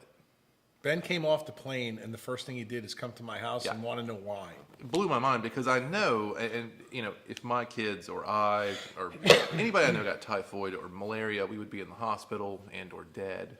You know, at the very least, not running around. And I have pictures of this kid to prove it. It's unbelievable what he was able to work through. and I think it's entirely based on where he lived. You know, this kid was barefoot. I've never seen Yon in shoes or a shirt for that matter. I mean, they were eating food straight out of the tree. They're up when the sun comes up. They go to bed when the sun goes down. And I think part of it, you know, after talking to Jack, is that one, it is on the equator, and two, there's no option but to go to bed when the sun goes down. Bingo. And it's instinctual for them. Is that true in Dallas? Not true in Dallas. It's really not true anywhere else. Well, but you gotta remember, Dallas has now become like Atlanta, like New York City of the South. People don't realize just how bad it is. And, you know, his disease specifically, if you ask me out of all the stuff, the blue light, the non-native EMF, you know what the number one problem for him is? It's the power grid. And that's the real problem. You want to know how Dan can really test Jack Kruse? I would tell him, never become a memorized site. What I'd rather you do is go take your money and go and stay in a jungle or go where Ben went for 1 week and come back and tell me I'm wrong. Oh, it's amazing. I mean, and I got back on the plane and flew back to New York within, I mean, less than a day. It's where I don't always feel like crap. I don't realize that I feel like crap. But I realized getting back to the States and leaving that place, it was insanely bad. Right. And it's there's no other way to explain it. And you know the reason why I think people here are recalcitrant to listen to this? Because everybody says, well, in the United States, we have that problem. We do, but guess what? Even within the States, there's places you can go for 4 or 5 days to see the effect. Yeah. And the problem is, you know, when you become a believer, is when you do see the effect. Then you go, You know who I'm thinking of right now is a member on my site. She'll probably get mad at me if I talk about it, but Sarah, who has the same disease. Remember when we went, Ben, to London? I mean, he knows the story huge, dude. We got her in a car and she made her turn our cell phones off and all the wires on our dashboard were disconnected. And she could only stay in London for, 1 hour. She couldn't even come out to lunch with us. So I made the challenge to her when I was in London in 2015. I said, girl, if you get your ass to Mexico, I guarantee you're going to know a difference. I got to get you out of the UK, out of that 50 hertz power grid, put you in a North American power grid and see how it goes. And turns out she was able to stay at the hotel with us with the non-native EMF there, symptom free. So you need to know, Dan, there is an answer, but you have to stop bullshitting yourself that you're going to get better in Dallas, because you're not. It sounds like your biohack is to buy a plane ticket Exactly. and then move I on. would tell you, Move do on not to become a Chuck. member of my site.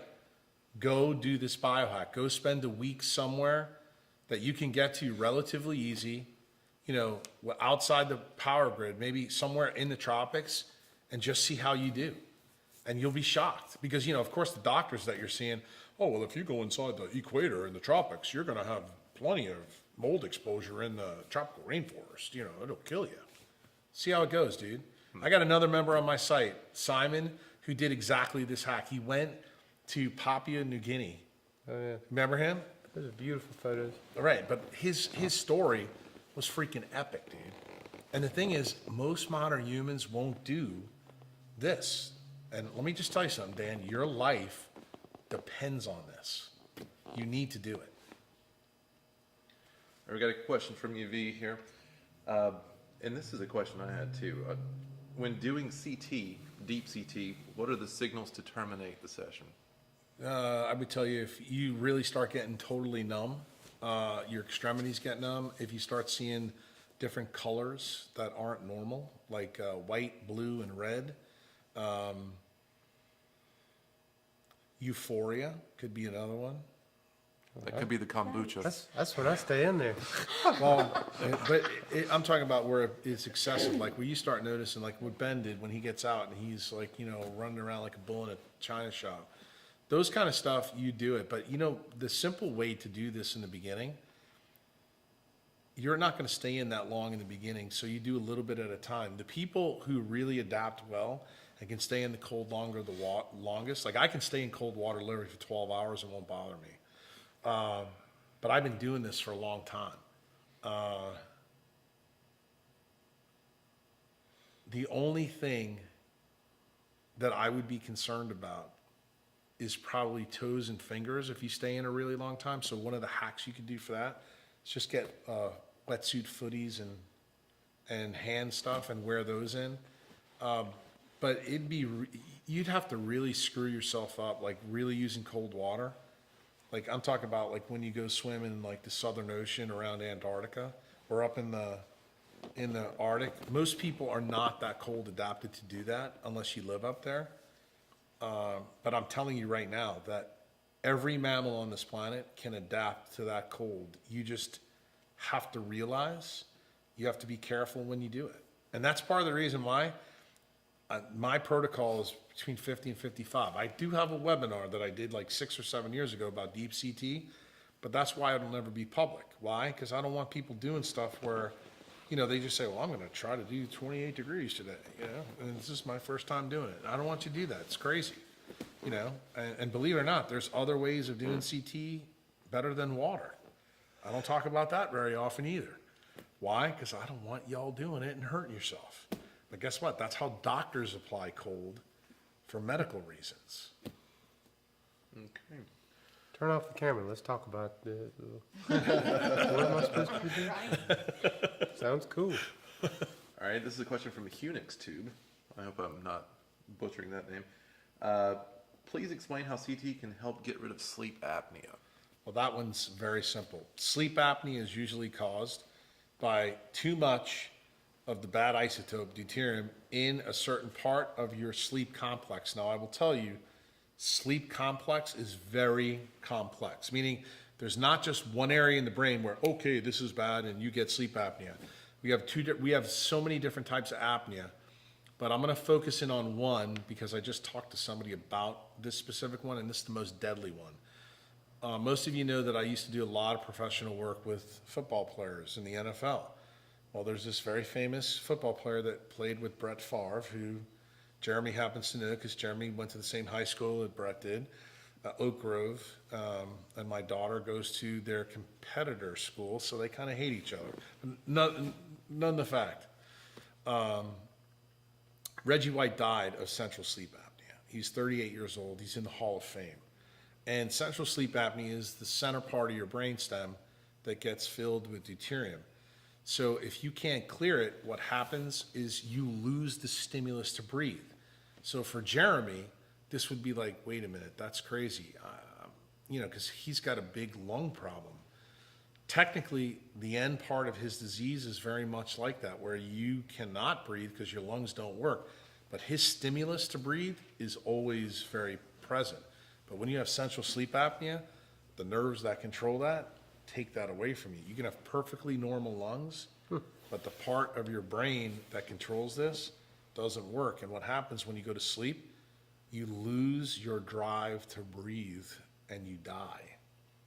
So one of the things that helps in these people is almost all of them have an environmental problem that puts the deuterium there. The most common way to get it, believe it or not, guys, through the eye. Central sleep apnea is usually associated with a tremendous blue light toxicity. So almost all the time when I talk to those people, I ask them or I look in their eye to see if they have retinal changes or to see if they have cataracts. The other thing is they usually have cognitive issues. They a lot of times have headaches and they're very sensitive to bright lights. Almost routinely, they'll tell you they can't go out in the sunlight because it bothers them so much, and they always wear sunglasses. Guess what? It's a problem. It's a huge issue. So the other thing that causes sleep problems is everybody knows in the brain of pretty much every mammal, we have water around it. It's called CSF, it's cerebral spinal fluid. So what are the sleep cycles? We have sleep stages 1 through 4, and then we have REM and non-REM. Most people know what those are. Here's all you need to know about sleep cycles. They're designed to take deuterium away from certain parts of the brain. That's why they have different cycles associated with them. Where does the deuterium go? It goes in the CSF. Then, if you've ever seen the video that I've posted on my forum or on the Facebook page, that at night we have pictures of the CSF pulsating, going away. What are you doing? You're clearing that all away because during the day you're collecting all this deuterium. Sleep is designed to get rid of it. And that's the reason why you get up in the first time in the morning. What do? You want to take that dump and you want to pee. Why? Because you're getting rid of all that because the brain is filtering itself of all that stuff. So what controls that process? Circadian biology. That's the reason why I have everybody get up every morning and look at the sunlight. Why? Because if the circadian mechanism in you doesn't work, you can't clear that through your CSF. You keep more of it in, and your sleep declines as a result. That's fundamentally what sleep apnea is. And it occurs in different places, like sleep disorders, like one of the common ones most people hear about is like narcolepsy. How do you get narcolepsy? If you eat a lot of wheat that's genetically modified, that's filled with deuterium, it goes to a certain neuron in your brain called the VLPO neurons. Again, not important, but you fall asleep like that in the middle of the podcast. Okay, it's a very unusual version of sleep apnea. Most sleep specialists would call it a disorder, but effectively it's a focal deuterium bomb in that part of the brain versus more global one. Like the most apnea that most people get, like diabetics get, is the CSF problem. But central sleep apnea is the most deadly one. Okay. This is a question. Oh, are you going? I was just thinking that'd be a bad combination, a bad thing for me to pick up. Exactly. All right, this is from Tom Shaw. Can you ask Jack about keto rash? What causes it? How to be in ketosis without getting it? And why do only a small percentage of people get it? Probably the number one cause is that their skin doesn't see enough sun. See, here's the crazy thing about ketosis. Let's talk about a normal person, not a modern human, because no modern humans are normal. You're designed to be in ketosis in wintertime, okay? Simple as that. No other time. And the reason why is the solar cycle is what controls when you're supposed to be in ketosis or not. So when you're in ketosis, what effectively is happening to your physiology? That's when your mitochondrial matrix is making the most deuterium depleted water, but it's also the time that your volume of water in your blood is the most constricted. So if it's the most constricted, it's coming off of the surface of the skin, so your skin gets drier. It has big time problems. What vasodilates us normally is sunlight, especially UVA light. That releases a chemical called nitric oxide. So if you're eating ketotically, okay, and during the summer your skin never sees the sun, what did you create over 10 or 15 years? You created a mismatch in your skin, which is exactly what I'm going to be talking about in Vermont. And the reason why people get it, or the simple way to fix it, use solar light during the other 3 seasons before you use ketosis. The people who really get this all the time are heavy people who get told nutritional ketosis is a panacea for your problem. The problem is they start eating Quest bars and fake keto snacks that are deuterium bombs. Why? Because the fat that's in these things is not depleted of deuterium. See, photosynthesis is what depletes deuterium. The thing is, if you make fake food, it doesn't have that control process in it. And that's usually where the rash comes from. It's because they're mismatched. Their skin is mismatched at some level. And that's really simple to biohack, because you just sit down with the patient and say, okay, tell me about the last 10 or 15 years of your life. Tell me when you changed, what you used to eat, and almost immediately you'll figure it out. And believe it or not, there's a couple of tests that you actually can do. One of them I have on my Patreon blog. It's testing your solar callus. Most people that have that skin rash have a terrible callus. So when you put them out in strong sunlight, they get burnt and blisters. Those are the people that you know are going to get it. People that are in the sun all the time, because sun is 42% red, they build up their callus great. In other words, the red light preconditions the skin so that we can absorb the UVA that we're sitting in right now. See, Ben was cool about this video. He said, Jack, if we got to do it inside, what we should do, I said, get me some red bulbs and get UVA bulbs. Why? Because we're getting that benefit. Now, I didn't know he was going to put freaking glow lights on me, Well, too. to my credit, I didn't know that I was going to put grow lights on you either. I didn't know those were on timers. Well, it's making all these wonderful plants grow. Yeah. But don't y'all think it's ironic? Because here's a teaching point about the rare wall here. Notice what all these plants are? Most of them are ferns. Ferns tend to grow in shaded light. And when do they have the grow lights on? At nighttime, not during the daytime. Jeremy's taking a field trip, so this is a good time for it. Timothy wants to know when your next book's coming out. It should have already been out, but I've decided to kind of sit on them. There's reasons for that. No, there's reasons for it. The reasons, to be quite honest with you, I don't even want to get into those, but let's just say, do I have a reason for it? I do. Let's see. Now we've got a question from Brad. Ooh, that's bad. Go, Jeremy. Oh, Yes. He turned off the grill lights. there we go. Back to all red here. Leave it to a Christmas tree farmer to figure out how to turn off the grill lights. All right. Advantages and disadvantages of CT fasted versus fed. That's a good question. I'm going to tell you the easy start guide. I remember when the web people were telling me they wanted me to do this, and they said, just make it easy. I said, well, it's not that easy because everybody has a different context. This is what I would tell you. I think when you're heavy, or say your sub-Q fat is greater than 25%, I think you should do it fasted. I think when you're below that, I think you should do it fed. So for example, when I do CT, I like doing it fasted. When Jeremy does it, I'd be okay with him having a meal before he does it. And that's probably the easiest, simplest answer. There could be some other nuances to it, but it would depend really on what the patient told me or the client told me. That's something I would probably discuss in a educational consult for someone who's interested. Okay. I used to never be hungry after CT, and the last few times I have been just super hungry. I never get hungry. You know why? What CT does, it breaks your sub-Q fat down, so you're liberating all the hydrogen. Because, I guess it's a good thing we should talk about. What does CT fundamentally do after the fact?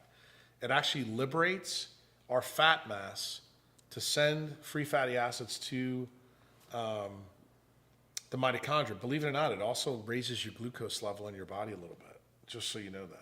And the reason why is your body is upregulating, trying to turn its TCA cycle to make H plus versus deuterium.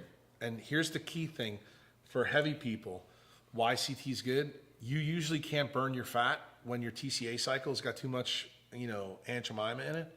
So CT is one of the ways to circumvent that. And that's the reason why I want fat people to do CT plus UV light, because that's the real way to do it, the right way to get rid of it the fastest. And the reason why skinny people do it differently, you make this little burst of free radicals in your mitochondria called superoxide. That little burst is what starts fat burning. So that's the reason why you get hungrier now that you're doing this, because probably most of your fat in your body is probably deuterium depleted, where before it wasn't. And deuterium will make you hungrier, just so you know that. That's the reason why when you eat carbs constantly, you have to eat like 9 times a day. And when you eat fat, you only have to eat once or twice a day. Now we have a question from Xavier. He currently uses a Magnetico 40 gauze. I'm assuming that's the mattress, correct? Yeah. Yeah. I've got my own story about that. If you could only pick one, the V intranasal laser, the Juve light, or a kill switch in his room for the power, Kill which one would you switch. pick? Kill switch. That was easy. Okay. Not even close.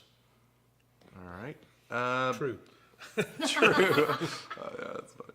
So we got a question from Brad. Another question from Brad. Can you CT too much? Yes. If you're an Ethiopian, lived in Kenya, and your body fat was less than 3%, yeah, you could do it too much. But my caveat on it is, I have physically never met anyone who has an uncoupled haplotype where I think it's possible.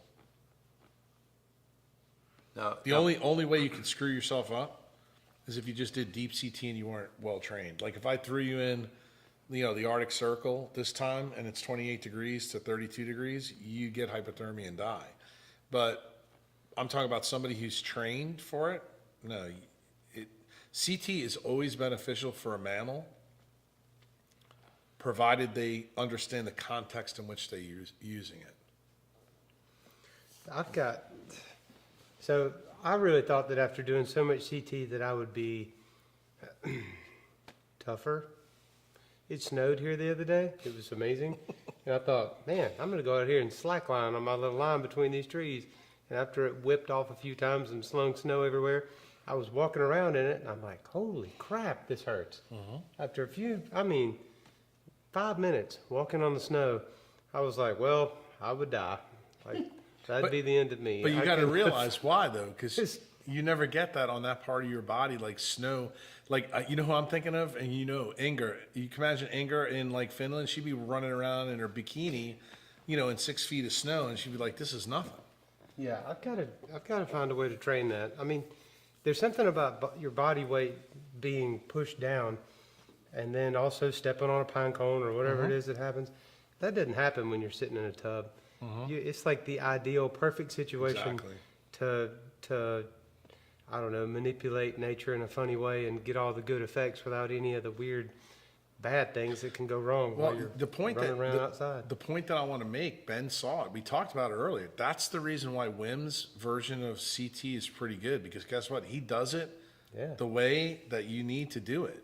Because he's not only does the cold plunges, but then he's walking grounded on, that snow and that ice, and he lives in that environment. He breathes that cold. The oxygen up there has higher oxygen tension up in the tundra. We have, and people may not know this, but on planet Earth in the northern hemisphere, we have tundra that goes all the way around that has evergreen trees. Evergreen trees make more oxygen than any tree on the planet. They're very photosynthetically efficient. So this helps. And when the summertime comes and you have the ozone in the air, UV hits it and it makes more oxygen. You want to hear something cool about oxygen? Ozone is O3 for those of you who don't know. So when you have O2 and O by itself, after UV light hits it, guess what O does? It preferentially goes to bind to deuterium and get rid of it. That's the reason why all the snow caps up where WIM is predominantly filled with deuterium. That's the reason why the water up there is deuterium depleted when it rains down. That's how it works. I've got to find a way to train that before we go up there and walk up Schnezga or whatever that thing is he likes to do. I don't want to get Mount Schnezga. Well, no, it does go. But that it does. The point is that the environment you do CT in does matter. But for most people who are going to be listening to this, and most of my members, I just need you to do it. And the reason I need you to do it, because my whole goal is to deplete your body of as much deuterium as you can, because you don't realize that you've been a net collector for too much of your life. Okay. We have a question from Estevan. Is fasting backed by any legitimate scientific studies? Oh, absolutely. Fasting is, once you become leptin sensitive, and what is leptin sensitive a synonym of? That you've depleted deuterium to a level low enough that your age and heteroplasmy levels match. So let me explain that for people who don't know. Doug Wallace is probably the most famous mitochondrial researcher in the world. He's at Children's Hospital of Philadelphia. He stated and proved in many papers that our heteroplasmy rate goes up about 10% every year we're alive. So that means that when you're 20 years old, you should have 20% heteroplasmy. When you're 30, 30. When you're 40, 40. So the key issue with this is, can you be 20 years old but have a heteroplasmy rate of 60? The answer is yes, especially if you came from an egg from a mother who's got autoimmune conditions. Why? Because that egg is totally deuterium loaded. So if you happen to also eat Funyuns and sweet tarts the whole time you're growing up, then you also have that problem. So you have too much deuterium in your body, so you want to get rid of it. So fasting, what fasting does is forces you to recycle your own proteins, because you're not putting any new raw materials into your body. So when you do that, when you take apart things that have deuterium in it, guess what happens? Your body says, oh, we don't want this, let's get rid of it. So fasting helps. The problem is, if you're a deuterium bomb person, fasting is extremely hard to do. And that's the reason why part of my leptin prescription, I tell everybody, do not do any intermittent fasting if you're leptin resistant until you do the first 4 to 6 weeks to do what? Start shedding yourself of the deuterium, then fasting, boom. It's one of the best things ever. Okay. That's another way, we talked before about the waterfall effect, the Lennard effect. We talked about sex. Here's another one that you can add to your template to do either a 16-8 intermittent fast, or you can just go 1 day a week and don't eat anything. Just drink the water like we're drinking. All right, we've got a question from Timothy about the ideal temperature for your house when sleeping. Well, I'm going to tell you that depends totally on your heteroplasm rate and the amount of deuterium in your body. So, for example, for my wife, she would say 68 degrees. Jack would say probably 50. And I'm going to tell you that for me, the colder it is in my house, the better I sleep. I sleep like a bear. And I can sleep pretty much anywhere. Just turn the lights off, and dude, I'm ready to go to sleep. He's a very noisy sleeper. Yeah, it drives my wife crazy that I can go to sleep that fast, and I wake up with the sun. And I do like it colder. But the real issue for that is, I think it's tied to your heteroplasm rate. The higher your heteroplasm rate goes up, the more the temperature you like down. How do you test a heteroplasmy rate? Well, right now, we don't have a great test. If you want to know the truth, the best way to test it right now is to take some of your tissue out, like do a fine needle biopsy, send it to Doug Wallace. What they look for inside the mitochondrial matrix, they see trapped water. And what you're looking for is the size and shape of the mitochondria that are in your body. Like for you, you know what I'd like to see? I'd like to take some of your pancreas out right now and look at it. Because guess what? I think your heteroplasm rate, you're what, 35 now? My bet is your pancreas is probably 70, 75. That's the key. So the reason why I'm always on your case about the way you're doing things, it's not because I'm trying to, tell you what to do. It's because I want you to deplete all that, because your disease puts you at a mismatch for certain organs. Like certain organs in your body are going to age way faster. Like your lungs and your pancreas are like two of the biggies, So those are the ones that I want you to deuterium deplete. Here's the bad news about pancreas. It's a retroperitoneal organ. It's really freaking hard to cool down. Like your core temperature will never drop from the shit you're doing at the farm. Enough that it's going to help you. But guess what will? Red light. Red light will really help you, because guess what? It penetrates 10 to 30 centimeters in your body, but red light can only, it helps H+, but it doesn't help deuterium as much. That's the reason why your climbing stuff is huge. The sun for you and cold mixed together it's really the best. There's nothing better than it. Let's put it that way. And one of the key things, we just talked about fasting, not to make this about you, but this is all tied to you. This is the reason why I don't want you eating 6 and 7 times a day. But I know when you tell me, Jack, I gotta do this because I feel hungry and this and that, it's because your heteroplasm rate is screwed up in those organs. Remember, your lungs are tied to your mitochondria, and the reason why they're tied to it is because that's the terminal electron acceptor. So if you don't have enough of this, electrons go slower. So what are you doing? You're going to try to eat 4 and 5 more times a day to offset that. And that tells you that your pancreas is not making enough glucagon, and it's not making enough insulin because of your disease. That's the reason why that situation exists. And those are the two organs that usually do CF people in. It's either their pancreas or their lungs. I mean, we can replace insulin. We can replace glucagon. We can also replace your lungs now, but, as you said in Anthem, you don't want that operation, and I don't think you need to have it. Do I think the carbohydrate issue is going to be the thing that do in your pancreas? I do. That's why I said the older you get, the more you got to start eating fat. And that's hard for you to do when your pancreas is that of a 75-year-old guy. I get it. But guess what? Intermittent fasting could help you, but you're going to have trouble with intermittent fasting because of your disease. This is not something that another 35-year-old guy I would say to. But to you, you got to realize you're going to fight it. The interesting thing is CT will actually kind of help you a little bit.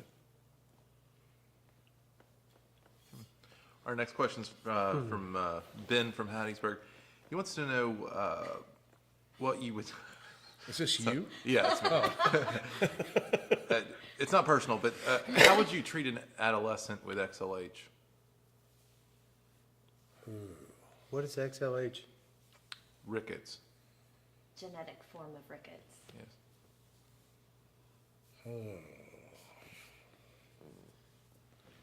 Well, let me preface this by saying, I'd want to know, truly, is it genetic or is it a deuterium problem? And let me explain that. This is a really interesting issue. If you have a genetic test that proves that it's present, the only way to probably get around that is to probably use light and vitamin D supplementation to offset it. And even that's gonna be a glass ceiling on that. But here's the interesting thing. Most people in the paradigm today think that you get diseases from having genes that are mutated. But it turns out, if this is the gene, you have this thing here called the promoter, and you have another thing here called the suppressor.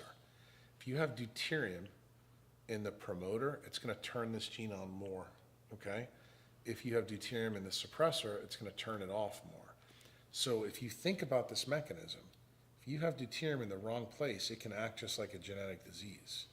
So you may say that it's a genetic disease, or the doctors may think it is, because they're seeing abnormalities in how much of the gene is present, like in the tissue samples that they get, either from the bone or the muscle, but it may not be accurate. I'm gonna tell you something. I think there's a lot of diseases out there masquerading as genetic diseases that really aren't. I think they're epigenetic diseases turned on by this problem with the epigenetic mechanisms. And most people who are listening to this probably know the things that really work epigenetic are histones and methyl groups. So they've heard the story about methylation. Methyl groups have a carbon and 3 hydrogens on them. Well, remember, those methyl groups are designed to be H plus hydrogens, not deuterium. The reason why deuterium is a problem, it's got something called a kinetic isotope effect, so it acts to bind to the carbon 7 times more than a regular hydrogen. So if it stays there and you have that methyl group sitting right below that gene, doesn't it act just like a mutated gene? And will the doctor ever know that? No. So what's the answer? If you get told that you have a genetic disease, if it was my kid, what I would do, I would go on serious deuterium depletion. I would be buying the water. I'd be spending my money on everything and see if it made a difference in the kid's clinical situation. Because if it did, then I would shake the doctor's hand and say, thank you, I appreciate what you told me, but I think I'm gonna try something else. Now, there are people, from what Dr. Wallace has said, between 5 and 10% of people out there truly have a genetic disease. Like his disease is one of those diseases. But can his disease be made exponentially worse the same way by putting deuterium in front of the promoters? Like, for example, we just talked about Jeremy with glucagon and insulin in his pancreas. Well, we're blaming it on CF, but what happens if it's not the CF? What happens if it's the promoters or suppressors that are sitting in front of it because he likes drinking those damn smoothie drinks from that place across from Starbucks? Yeah, I'm throwing you under the bus. And everybody here knows it. That's the reason why, because guess what? Those drinks are deuterium bombs. That's not what you need, you know? And he can get away with it because he's always in the sun and doing CT. But the point that I would make to you guys asking this question, because it's a good one, but it's a loaded question, because these days it's easy to find out if it truly is a genetic disease or not by doing genetic testing. Most people don't do that. Most diseases, you know, they'll check you. Like, I'll give you a perfect example, because we have 2 people here who know the deal. You have 2 people who know a lot about CF. She's got kids with CF, he's got CF. How many people with CF do you think get diagnosed by having genetic testing? Not In the many. beginning, it was all sweat tests. Exactly. Yeah, not many. And that's what I'm saying. See, it's a clinical test. So do I, Jeremy learned this after I wrote his blog for him. There's many different forms of CF, isn't there, that you learned about, right, in that blog? Well, guess what? All the different forms of CF get thrown into a CF bucket, but what's Jack trying to explain to you through this question? I think the reason the bucket has all these little subdivisions is because I think one's tied to deuterated promoter, a deuterated suppressor, then there's something called an exon, an intron. all these little things that I didn't want to get into, but if you put the deuterium in the wrong place, can it mimic a genetic disease? The answer is, you can bet your ass that's true. And do I think that there's a lot of disease cooking like that? And I'm gonna tell you the reason why I'm bringing this up and why I'm kind of getting a little excited about it. I just did a webinar for my members, the January 2018 webinar. I released it early. And in that, I describe how I put together the story about why millennials are getting brainstem gliomas right out the blue. Because guess what? The belief in neurosurgery and belief in neurology and oncology is when you get, these kind of cancers, most of them are genetically based. Well, guess what I found out when I started to do this detective sleuth back in 2000? I found out that most of them are de novo changes, meaning that they're not associated with genetic disease. And that's when I got really interested. I said, well, if that's the case, these tumors showing up in young people don't have genetic causes, they're epigenetic, then how many other diseases out there are like that? And guess what? Every person I asked the question to couldn't answer the question.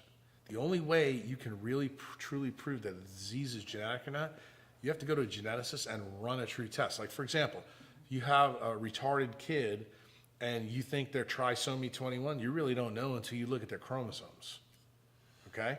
You can look at a kid with Down syndrome and go, oh, I think you got Down syndrome. But you really don't know until you have the test, okay? And that's the reason why I even believe it or not, just because we said it, I think trisomy 21 is due to deuteration in the germ cell line. And that's the reason why the chromosome gets sticky, and that's the reason why it happens. And believe it or not, there's a lot of data out there now that shows that when chromosomes don't get pulled apart correctly, which most genetic diseases are caused by, many cancers are caused by, that's called aneuploidy. Guess what? There's an issue there. And all you have to do is have the deuterium in the wrong place. There's a thing called the mitotic spindle that looks just like, you've probably seen it in YouTube videos where you see the chromosomes get pulled apart, and it looks like it's on an array. Well, guess what? Those spindles and the mitotic spindle here is looks like it's fixed in a cell. That's the place where the deuterium has to be. But what happens if it's along the microtubule, where the pulling apart comes apart and you lose a short arm of chromosome 9, or you lose a short arm of chromosome 22? Was it really a genetic defect, or was it caused by the deuterium because it acts like a magnet? It's 7 times more powerful than hydrogen. My belief right now, and I'm airing my dirty laundry here, I personally believe that the cause is deuterium versus genetic disease. I'm not so sure that I believe what Dr. Wallace has said. How's that? I think that the real number of genetic diseases that we have is much smaller than we think. And the reason why we haven't proved it yet is because we don't have the tools in which to prove it. Meaning, in other words, I have this famous saying I always say, absence of evidence is not absence of effect. And the way I look at it, nature is so unbelievably reliable that I can't accept, knowing what I know now about quantum biology, to think that she makes mistakes 5 to 10% of the time. I don't believe it. I think her powers, nature's powers, are so incredible that I think this is tied to environmental changes that lead to these things. And, deuterium can also lead to good problems too.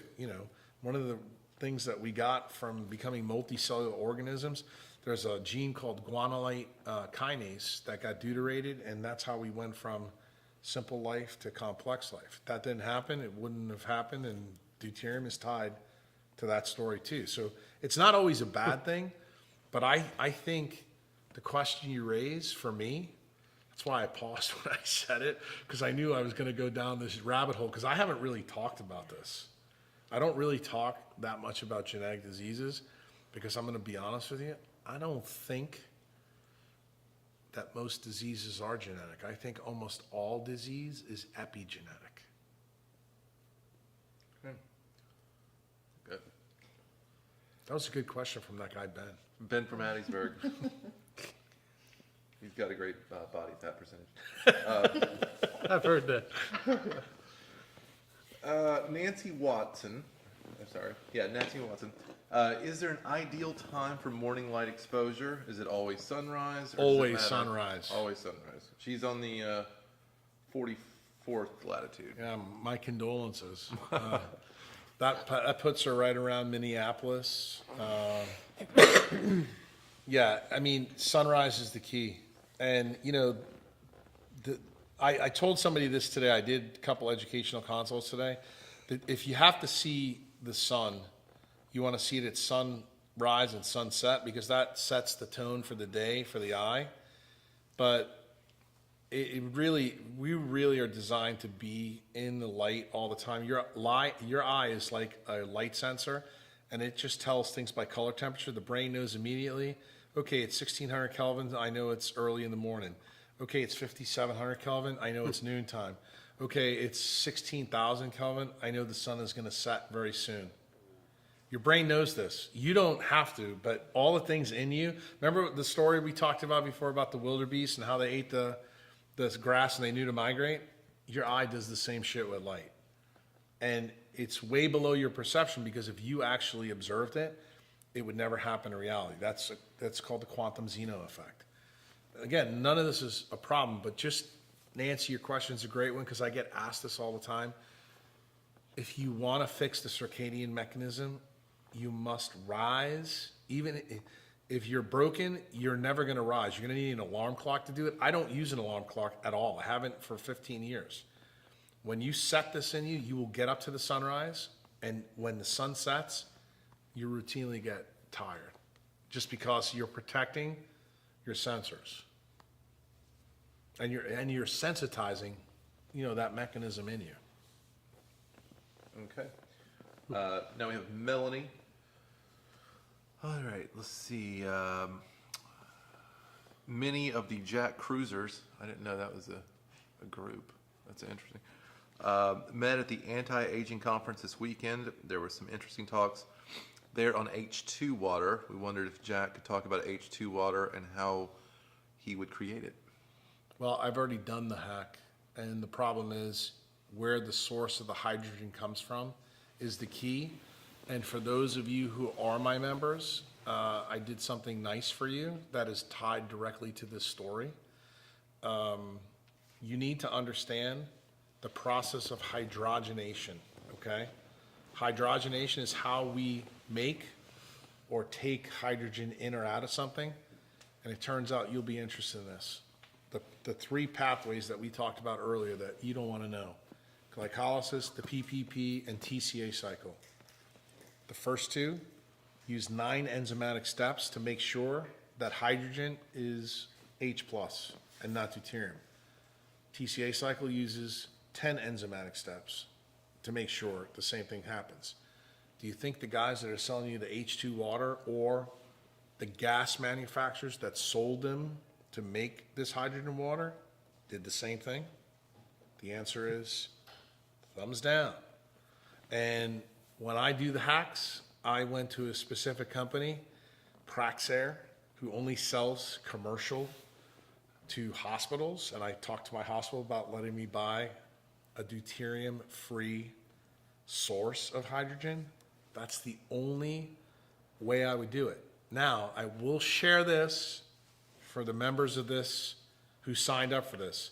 Here's the other hack that I used when I did it. I told you the answer earlier. Why do I ozonate my pool, Jeremy? What did I tell you about ozone? When you get that free oxygen, what does it do? It binds to deuterium like that. That's a way for you and your hacks when you're using an unadulterated source of hydrogen to make it work better. So if you use hydrogen water, you want to make sure that you use an ozonator with it, or you know exactly what you're doing. The best way is you have to control the source of hydrogen. And for my members, in the January 2018 written transcript, I put a whole section that I didn't talk about in the webinar, but I give you in written form to show you the process of hydrogenation in industry is very easy to do. You do it at a certain temperature, pressure, and it happens. It's not so easy in nature under the power of sunlight. That's the reason why nature does all these backflips to do the things she does.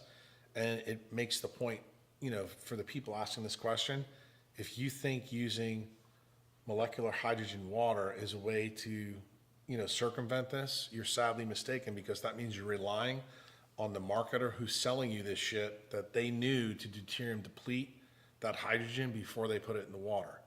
And the easiest way for you to hack them, and this is important, because most marketers will lie through their teeth because they're trying to separate you from your dollar, take the water and send it off to UCLA and have it tested. If it's not below 130 parts per million, this is what you tell the marketer. All right. This is an interesting question, actually. Does walking outside with a t-shirt in Chicago winters count for CT, or do we need the cold tub or lake? No, it does. It counts. And remember what I said before, any amount of CT helps, but water is much more effective. It's 24 to 32 times more effective in heat transfer. So if you live in Chicago, which is as bad as Dallas, the more you can do to deuterium deplete, the better. But I'm never going to tell somebody, that walking around like that's a bad thing. It's okay. I just think you probably need to do a little bit more. And right now we're waiting on a few questions. Well, good. I'm going to go take a tinkle then. Yeah. Yeah, you keep saying PPP. Yeah, exactly. Jeremy, talk about your Patreon. Actually, Jeremy, we're going to take a short Good. break right here, guys, and then we'll be right back.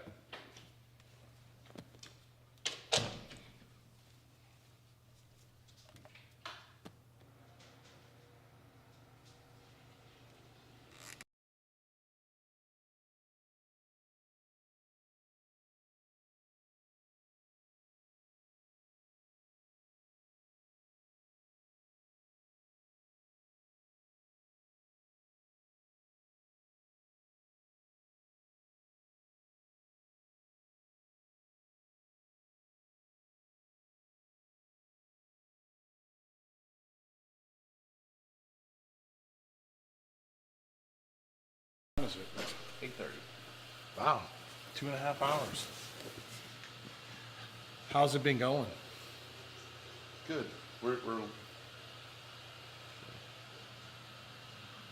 live now. Cool. Hey, the other thing, if people are listening to this, maybe we can ask the people that are doing the stories, ask people what they're thinking, give us some feedback, because I kind of like to know, because, when we're sitting here doing this, we don't know if this is helpful for people or not. Yeah. So give us some feedback, because that's part of the reason we're doing this. Me, Ben, and Jeremy really want to find out if this is something that you guys find helpful, or is there something that you think we should change, or, we're kind of amenable to all of this. Wouldn't you say, Ben? I would say, yeah, definitely. I think we're already getting some great feedback on the chat line. Is the internet and everything working good? Are people Everything's great. awesome? Have all the people bailed off, or is there still people? We're live now. We have 112 people watching. How funny. That's awesome.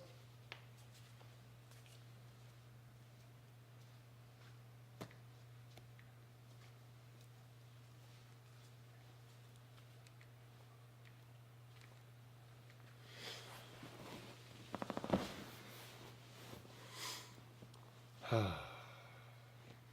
felt good, didn't it? Yes, I needed that. Telling How you, to get rid of some deuterium. saying PPPP. It's crazy, dude. I've never heard this word so much as I have in the past 3 months. Well, but you Was want it to. always there? Yeah, I just got a text from David Limecker. He said that the Q&A is epic, so that's cool. I like that. And Dave's one of my buddies from Canada. I've actually met him live. He's a cool dude. He's got another friend, Doomba, Jared Doomba, who I like. I appreciate the feedback, because, we're trying to do this to see if this is something that is going to help. I mean, Jeremy wants to do this every quarter, and I just don't know if it's something that people want to do or they don't want to do, I think it provides a very human look at Jack. Whereas reading blogs, it is so easy to get bogged down in the scientist. You miss the conversational side of the biology. Well, let me ask you a question. And this, I'm glad you brought this up because you have you really have a unique perspective because you came on some of the member events. I mean, think about the member events and when you saw the blog side and then the personal me too, but then you saw the members and I'm a big believer in that you need to meet somebody in real life. Like when you see somebody in real life, it's totally different than the ambient awareness that you get from them on social media or the internet. Yeah. And I actually think most people that know you just on the social media, they tend to be assholes. And the reason why is because I think we make certain assumptions of what that person's really like until you actually physically spend time with them in real life to see like how they really are with people. Are they a robot? Are they a social retard? It's the human element. Right. You're missing it totally. And to answer the question, if you can't make it to Mexico for New Year's, you need to be watching this. And it still won't do, it's still nowhere near the same thing. But member events, having unfettered access to be able to learn from other members and then have them drilling you for questions and everybody's just excitedly trying to, you're building your own quilt. Basically. I'm kind of excited because in a week we're going to be there. Yeah. I told these guys before we started filming that I'm ready. I'm ready to go to the sun for 2 weeks. And I'm gonna plug one thing here tonight. 2 of my members just wrote that book. Okay, and that's Julie and Rob Hamilton. You can get it at Amazon. And Jeremy has met both of these cats. Rob is an ER doc that's transitioning his career into anti-aging medicine, and Julie is a wound care specialist. They're both awesome people. I like their kids better than them. That's what I was thinking. If you were gonna judge people by their children, then I would have to say these 2 are top notch. Exactly. Sharp folks. They're just good people, and I think this book. When Julie and Rob asked me to write the foreword for it, the cool thing is what they told me is that they want to save humans from getting their limbs amputated. And I mean, that's pretty cool stuff right there. And, I can get behind, something like that. And prevention is always better than the cure of surgical steel, wouldn't you say? Yeah, it's too late then. All right. Good job, Rob. Man. I know you didn't know. I didn't even tell you but that they wrote the book. I just got it in the mail this week. I'm jealous. They didn't even have to like whine about it like I have. I've been trying to write my book for 2 years and had to come up with some wild scheme just to make it all happen. So I'd make it a priority and make people hold me accountable to it. But good job, guys. And talk a little bit about your Patreon, what you're going to do. At least tell people what your modus operandi is. I'd never even heard that word. And the more Jack talks about it, the more it seems a plausible vehicle to send the message that I want to. It is very difficult to try to touch every person that you want to tell a story to about the philosophy of touch. It is pretty impossible. But with Jack doing his Kruse rejuvenation farm type thinking and pulling people in there and trying to work with them, it occurred to me we need a textbook. I need a way to share this on a level that people could take it home and study, and it not just be some campfire that they sat through and a CT that they did. Instead, it would be something they could study before they came, ask questions when they got there, and then provide some type of syllabus of expectation, something that they could, share, and not just say, "Oh, you're in this world where we talk about black swans and all this stuff that people understand, or you're out and you don't know what in the world we're talking about." So I'll make it very simple. I got some. I hate posting this crap on social media because somebody, one of Jack's guys, said a real heartfelt question. He said something to the effect of, "How do guys like Ido Portal and all these master movers out there that are really doing incredible things with their bodies, as far as how does that relate back to quantum mechanics or quantum biology, and how do how do we capitalize on that? Is that what I am? Am I a master mover? And the answer is hell no. Can I move? Yes. Do I live? Absolutely. Out loud, without apology. What I want for people to understand is that they can start very, very simply. And when it comes down to how much pressure you share with people, or how you sculpt your words before you stab somebody with them, or how do you poke somebody when it comes to crafting the sentence that you want to make. Touch is related to all kinds of stuff. I mean, Jack can say something with his words that'll knock me out, just send me reeling. Whereas he may not have physically touched me, but he has shared an idea with me that continues to grow inside. And how do we interact with people, I guess? And the simplest way that I can say it, if you want to take it down the rabbit hole just a little, is if a climber, for example, we have a way that we try to make a move and spend no more energy to get the maximum outcome. Like, I want to get to the top, but I don't want to waste any movement. And when you've got 50% lung power, you can't waste any movement. You've got to make sure that you're efficient. And the best movers have figured out techniques or ways to move from A to B without wasting any power. And that's what you teach, whatever discipline it is. You try to learn the technique, whether it's yoga or it's dancing or it's baseball or whatever it is. I mean, a golfer, you can't swing a club hundreds of times and not be fatigued out of your mind. So they have things that they do, a series of movements. But it doesn't have to, you don't have to be a pro golfer to make this part of your discipline. It can be when you turn on a light switch, how much power do you use to do it? Or if you discipline your kid, obviously you don't want to lose control and lose your sense of touch and use too much force. If you're pedaling a bicycle, like, everything needs to be measured, and the amount of power it takes to shake another person's hand. If you shake someone's hand, what kind of message does that send? When you kiss your wife or your husband, like, all of these movements, all of these anticipated moments of touch, they require some thought. And my belief is that people don't think enough about them. So I'm going to spend the next year trying to flesh out a syllabus of how we treat each other. How do we go about acting around one another and making each other feel? And if your goal is to be a UFC fighter, then this book's for you. If your goal is to be a teacher for little kids, it makes sense. You ought to read it. If your goal is to just be a better human and to be more aware, then that is also the audience. There's nobody that is above or beyond or not studied enough to appreciate it. I want to make it simple, and that's why it's taken so long to flesh out.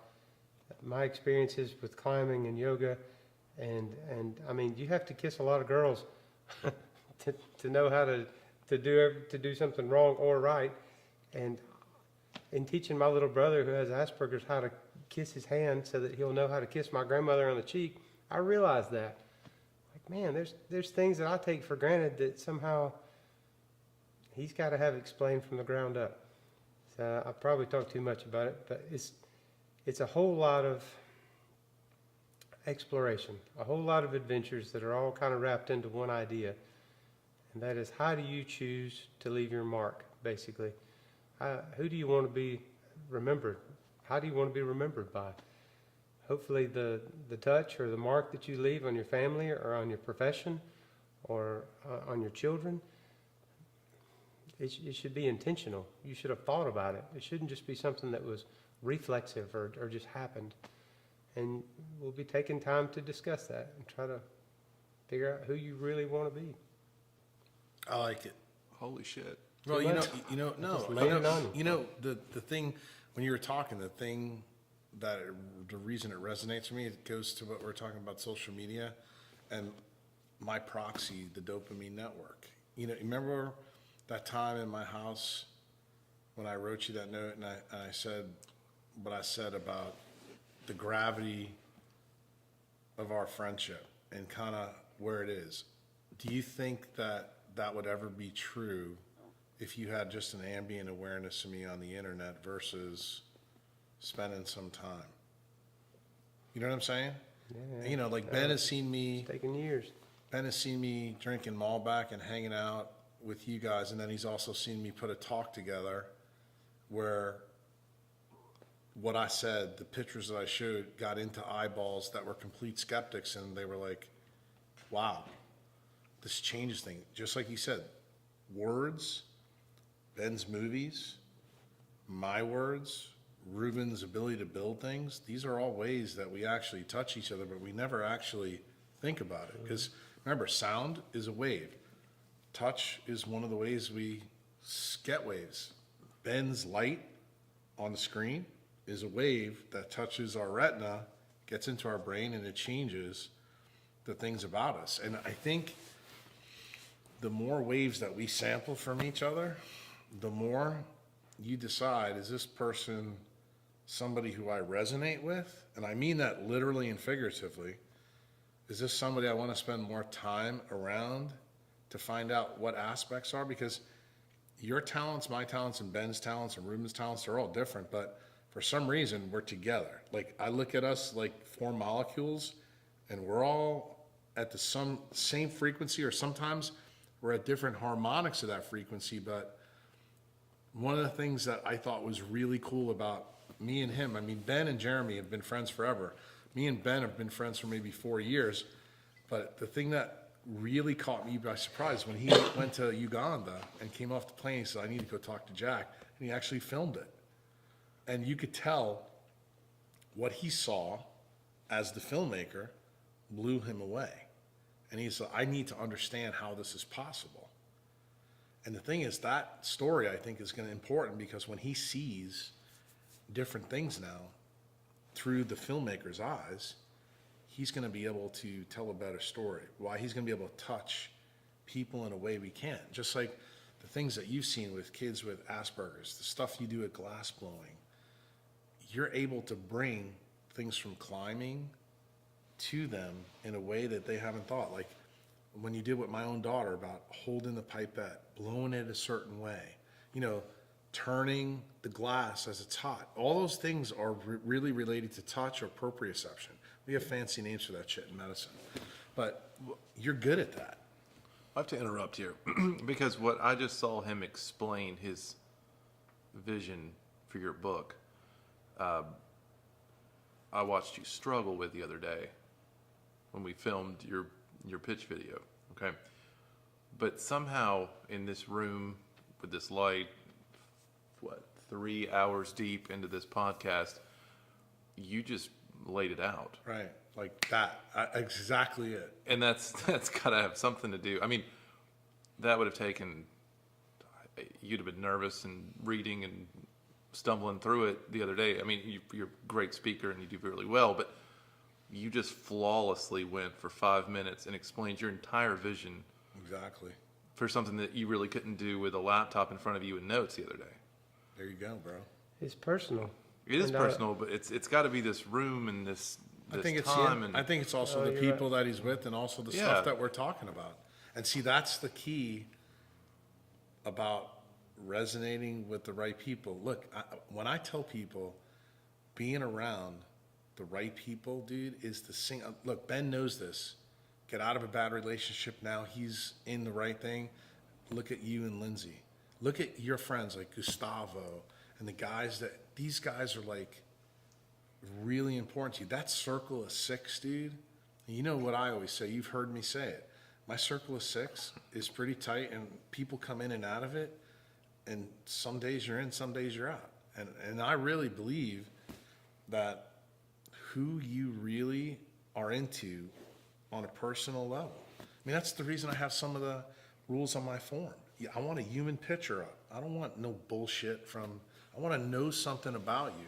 And if you can't share something about yourself because of whatever issue, you know, if you don't think that relationship is important, why you want to be around me?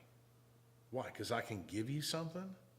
I can give you some knowledge, you can take it? Well, great. But that's not what this is really about. It's a give and take. We're going to learn from each other. I've learned lots of stuff from you. I've learned stuff from Ben. That's part of the reason why I like being around people that have different perspectives, because you know what? They force me out of my box. See, I know what I'm good at. I happen to have passion at what I'm good at. So do you. So does Ben. The problem is, all three of us have the same problem.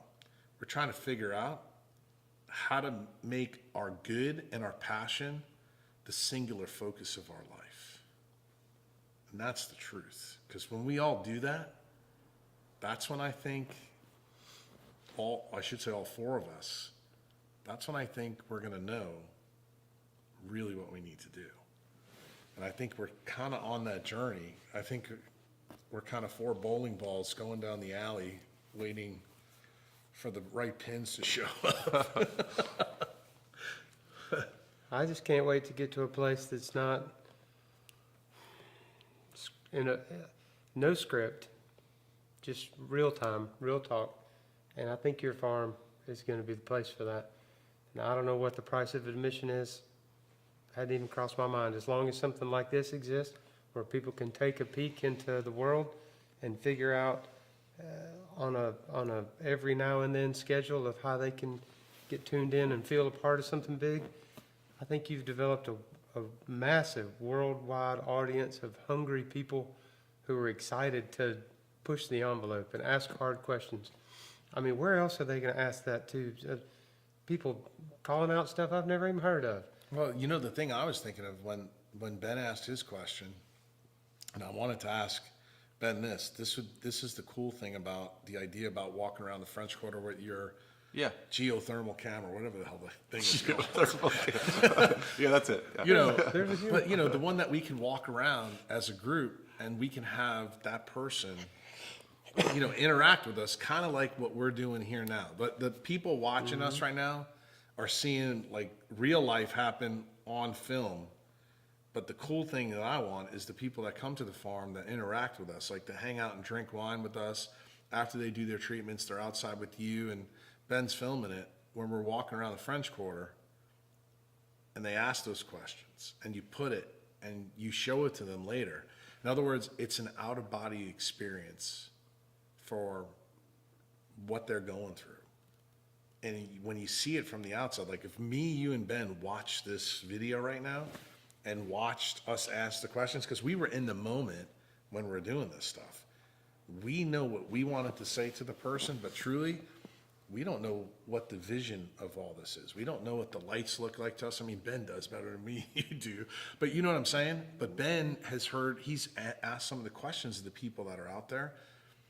And like when you ask the questions, then I'm sure Ben's been sitting there like, you know, I never thought about that. Or this, you know what I mean? You're changed by the flow of information. And I think the flow of information, you're also able to cull something about the people in the group as well. You know, you can actually see us spend time on what we really think matters. And I think what Jeremy said to me, if you were to ask me, remember we got asked a question before about which is the number one thing you should do, turn off the lights, get the kill switch and all. One of the things that would be right behind the kill switch would be this, the dopamine network. Make sure your people's really good. I mean, look, you and I talked right before, all three of us talked about this before we came out, about what somebody said about this event and how it should be planned and how that person was in the network when maybe they're not in the network. You know, your actions put you in or out of a network. And guess what? If you happen to be that friend that you grew up with in 4th grade who now decides to smoke weed and play video games all day, yeah, they still can be your friend, but it doesn't mean they're in that circle of 6. And you know what? It's really hard for some people to say, you're not in my circle of 6, or to delete them from Facebook. Well, let me tell you, for me, it's fucking easy. You know that.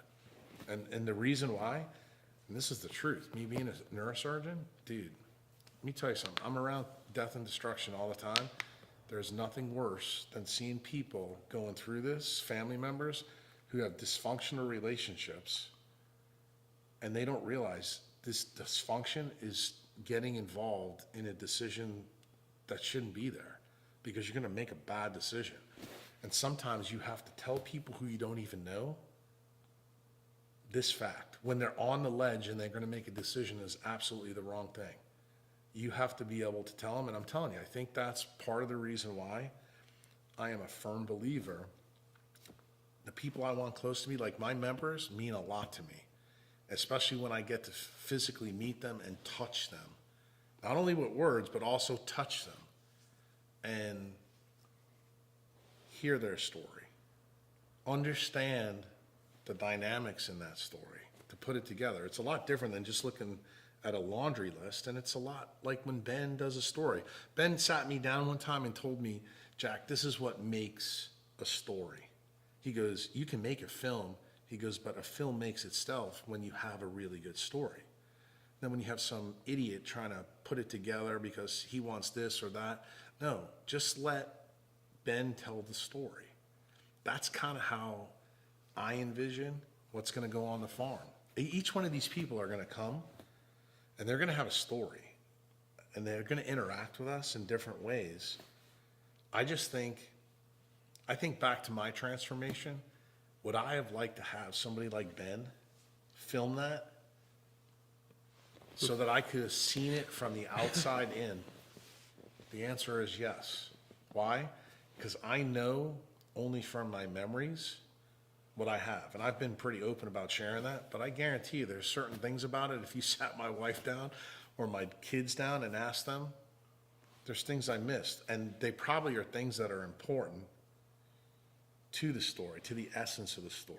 You know what I mean? It's kind of like the recipe of a cake. If you put the sugar in before the butter, it tastes like dog shit. You know, I know Julia Child said that somewhere. You got to have everything, the recipe right. But you know what I'm saying. Sounds like her. Oh, shit. I don't know. No, I mean, when I met Jack, he was saying, I don't know if I've done, I know there's an artistic side of me, but I don't think I've explored it yet. So one time I made him draw. It's true. And I still have his He paid me drawing. $1 too for the drawing. So we could say that he sold it. It was probably worth Sold your work. Yeah. So I thought that my goal was going to be to teach Jack some type of art. So he's came in there and he's blown glass with us, and he loved it. And he was giggling like a kid, and before long his whole family's in there playing. But truly, Jack's medium is people. It's not glass. It's not steel. It might be brain matter. I don't know. I've never seen him do it. He's very popular and famous around here because everybody bugs me to death wanting to know what doctor they can go see that won't cut on them or give them whatever. But it's humans. That's what he's best with. Everybody has their canvas, dude. Well, I Everybody think has their canvas. yours is helping people see their own potential. And if it pisses them off that they know that they could be more, every doctor I had saw before this one was saying, hey, son, what are you doing? I noticed you're not on allergy shots anymore, or you're not on this and that, or how come you won't take azithromycin every day? All this crap. I had a laundry list of things I wasn't doing, and they would ask me why, but it wasn't to scold me. It was because they thought, you shouldn't be doing so well. And when I saw him, he was mad because I wasn't doing better. And it kind of set me back because I hadn't been challenged in so long. It seemed that just to survive had been enough for most, but he required more. And it made me require more. And my family is still kind of at odds because some of them still believe that the more I learned from you, the worse I did. And that logic doesn't follow. But most of theirs goes back to somehow it threatened faith. But still, knowing more has allowed me to do better. And being around a higher caliber of people asking harder questions is also. That's what a mitochondriac better. is, dude. You just described it to a T. Look, if you want to settle for a B, a C, or a D, stay on the internet, find your gurus there. But I'm going to tell you right now, with me, I'm about the A. And you know what? I make no apologies for it. I triple down on the things that you need to do. And when I'm cut and dry, dude, you know that's top of the list. Just make it happen. And you can't have any apologies. I mean, you're living proof of that. You got to do what's right for you, you know. And all of us, I think when Ben said earlier how we all changed in the last 4 years, I think that's the number one thing. I think that we all got better tunnel vision for what we really want to do and what we need to do, and we not start to realize that there's a lot of noise around us, you know, and the noise, you got to get to a point where you have a good noise filter. My noise filter is pretty damn good, you know, but I've been doing this a lot longer than you two have. You're younger than me. You've had probably more shitstorm around your stuff because of your issue. Ben just went through a shitstorm, but you know, he's proof positive that when you go through the shitstorm, you usually come out better, because guess what? You're battle tested. You're finding the same thing out. And really, that's what I want everybody to find out when it comes to quantum biology, quantum health. The shit's hard to learn, but the thing is, even if you take 10% away, you're going to be a whole shit ton better for it. Yeah, it certainly doesn't all come at once. Lord knows, he said the same thing to me 20 times, 20 dozen times, and I still don't know what deuterium is. And it doesn't matter, because guess what? Neither do the lions and hippos. We got any more questions, dude, or are we getting close to Everybody the end of the rope? They all went We're to getting sleep. close to the end of the rope. Let's do, we've got 2 more. Let's see. Everybody went to sleep. Just I don't know how you those- go to sleep during that. This is Joe B. in California. Oh, that's Joe Broccoloni? Not sure. I'll just have an initial. Probably. Okay. That You- boy can move. Jeremy did acro yoga with him on the boat. Yeah, Yeah. that's him. He's a moving at. When we move to more land, our vision is to also use our property for workshops, retreats, etc. With the Kruse Institute, what are the big challenges that you've run into? We haven't run into any big challenges yet, because technically right now all we're doing is cutting trees down, cutting limbs down, clearing stuff, because the place was really in bad shape when we got it. The construction should start probably in the next 2 to 3 weeks. The weather here has been pretty bad lately, so it's kind of put a kibosh on some of that. But you know, demolition is always fun. Dude. It's kind of like what we've been saying here. When mitochondriacs love taking themselves apart, it's the hard part. You know, people who don't want to do that won't. But it's the same thing with the farm. I have to tell you, the person that I'm the most excited about this whole process, because to be honest with you guys, I've turned it over to my wife. I told her what my vision was, and I said, make it happen. And she is like a pig in shit. She loves this. I mean, she does. She is going to take it apart and put it back together again. And I kind of told her, I said, that's what circadian biology does. Every day, you know, life takes us apart, and then at nighttime, we come back together. And she goes, good, I got this. You know, she knows what she wants to do. So She can do it. to really answer the question, we haven't faced any big issues yet. I'm sure we will down the road. But I don't look at this project as going to be a stressful one for me, because I think once it's done, that's where the fun part's going to be. When we actually start to bring people down here and to see, because to be honest with you guys, this is one of the reasons why we did this Q&A. Ben, Jeremy, me, Ruben, and several other clinicians that I'm involved with, we're trying to figure out exactly what we're going to do with this. And in this Q&A, we wanted to throw it out there, because we don't have like hard and fast rules yet. We have ideas about what we want to do, but I don't think anything is written in stone yet, you know? I really don't. Not from my perspective. I mean, I know what I want to do, but I'm pretty much adaptable, you know, on this. To me, it's where my passion is. This is going to be the ultimate place where we can do some really cool stuff. Well, I think you have to focus. If N does equal 1, then it has to be adaptable. Right. Because everybody's just like the body fat thing.